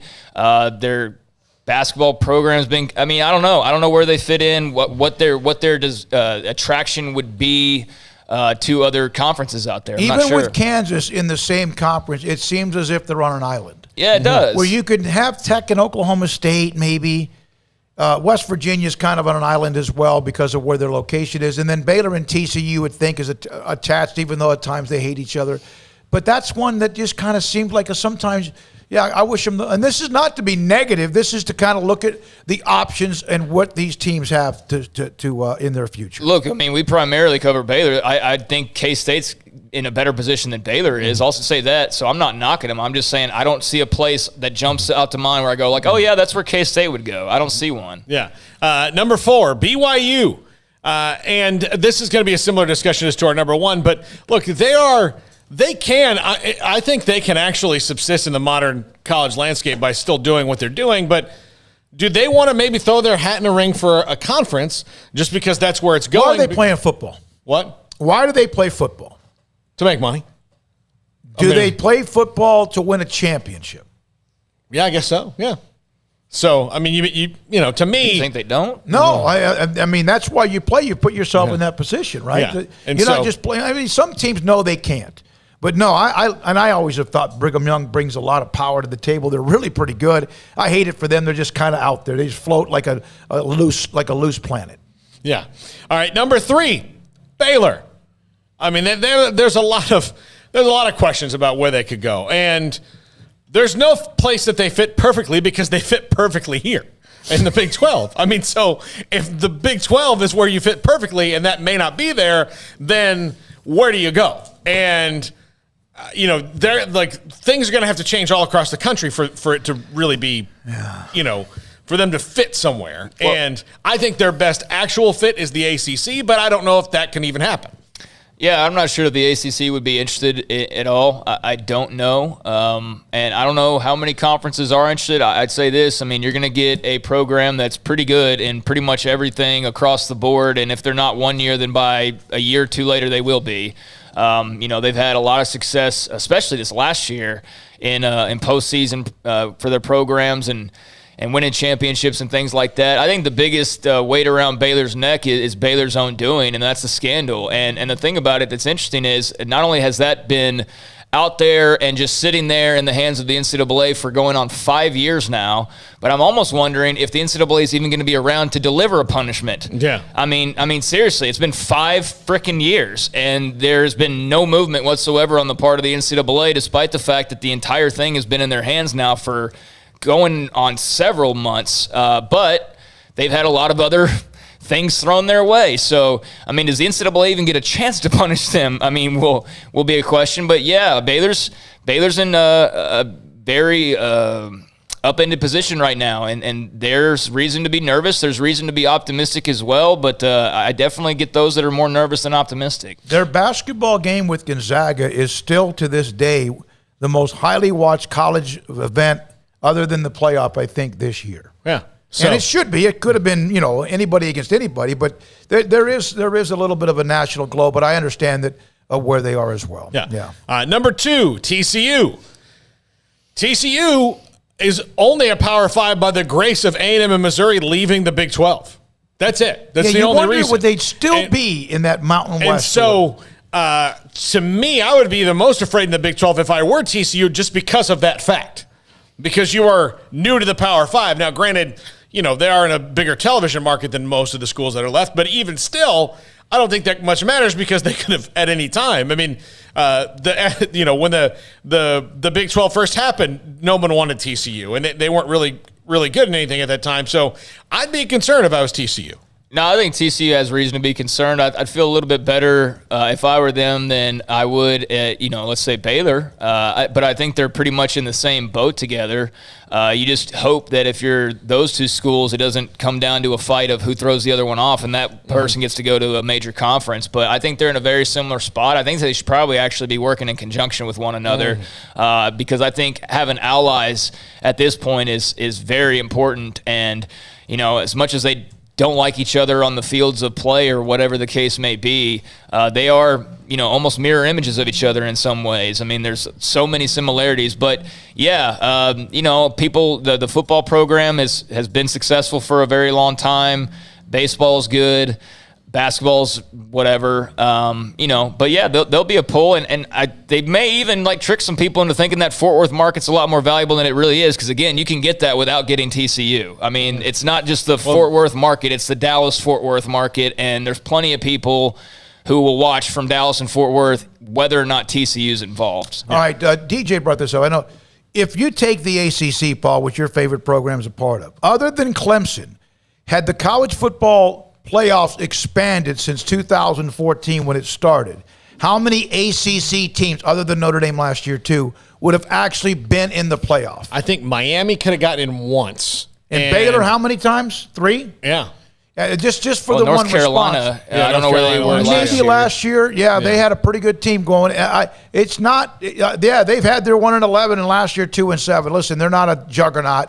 Yeah. But there's a little bit more there to the expansion of the playoff than maybe you think. All right, and number 1, Notre Dame. They're of everybody in college football, they're in the biggest catbird seat that you can possibly imagine because they can wait for all of this to fall down, all the chips to fall. Look, the ACC, some team could get to 16, and Notre Dame could go, the ACC could get to 16.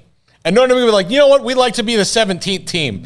And the ACC would go, okay, we'll make it work. 9 teams on one side, 8 on the other. I don't care, whatever. Yeah. Doesn't matter. And correct me if I'm wrong, but every conference could jump and go to 16 right now, and Notre Dame is still right where they were to begin with. It doesn't really change all that much for them. I mean, they, like you said, they're going to, this matters, and they matter in this because obviously they could be taking someone's spot potentially, but Notre Dame's in that position where they don't have to join anything. They could stay out and remain an independent. Exactly. Yeah. Why wouldn't you? Okay, even if there's 4 16-team super conferences, they could be the 65th team and still do what they want. So it just depends on whether they decide, should we just get in one because it'll be better and not have this headache, or no, we'll just stay independent? Well, so far they've said no. It's better to just be independent. So yeah, they're definitely a team to watch, but they could just sit out this entire thing and not do anything differently, and they're going to be perfectly okay. From John Belenovich, Louisville would have had a shot in 2016. Yeah. So John, okay, all right, the good stuff. I kind of want a Heisman. Every single show at 5:55. Paul's top 5 tomorrow. We've already set up guests along the way about college football, plus much, much more. Marquise, Emma, Deontay in the mix today as well. Hayden and Armstrong Sims. Thank you for Paul, Craig Smoak, and Paul Catalina. I'm David Smoak. For all of you that have joined us, either you joined us today or Wednesday or Friday or whenever it was, and those who've been with us from the beginning in April of 2020, thank you for listening, watching SicEm365 Radio. Good night.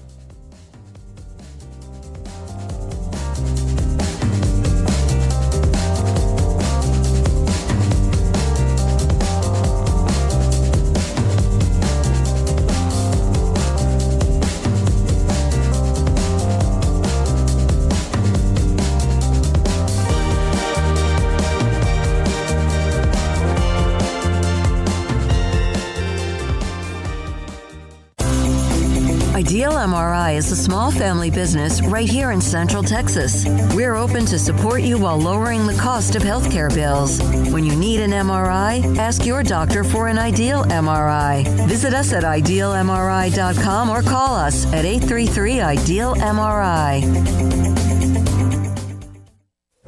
Stepping into the boots of a U.S. Army officer can add confidence and leadership skills to your son or daughter's career path. See all the things they can achieve in our boots at GoArmy.com. U.S. Army Waco Recruiting Company, 254-598-8131 or 254-776-1543. Texas Farm Bureau Insurance has been proudly serving Texans across the state for over 60 years. Call 254-772-8090 to find an agent who will provide a free review of your auto, home, and life coverage.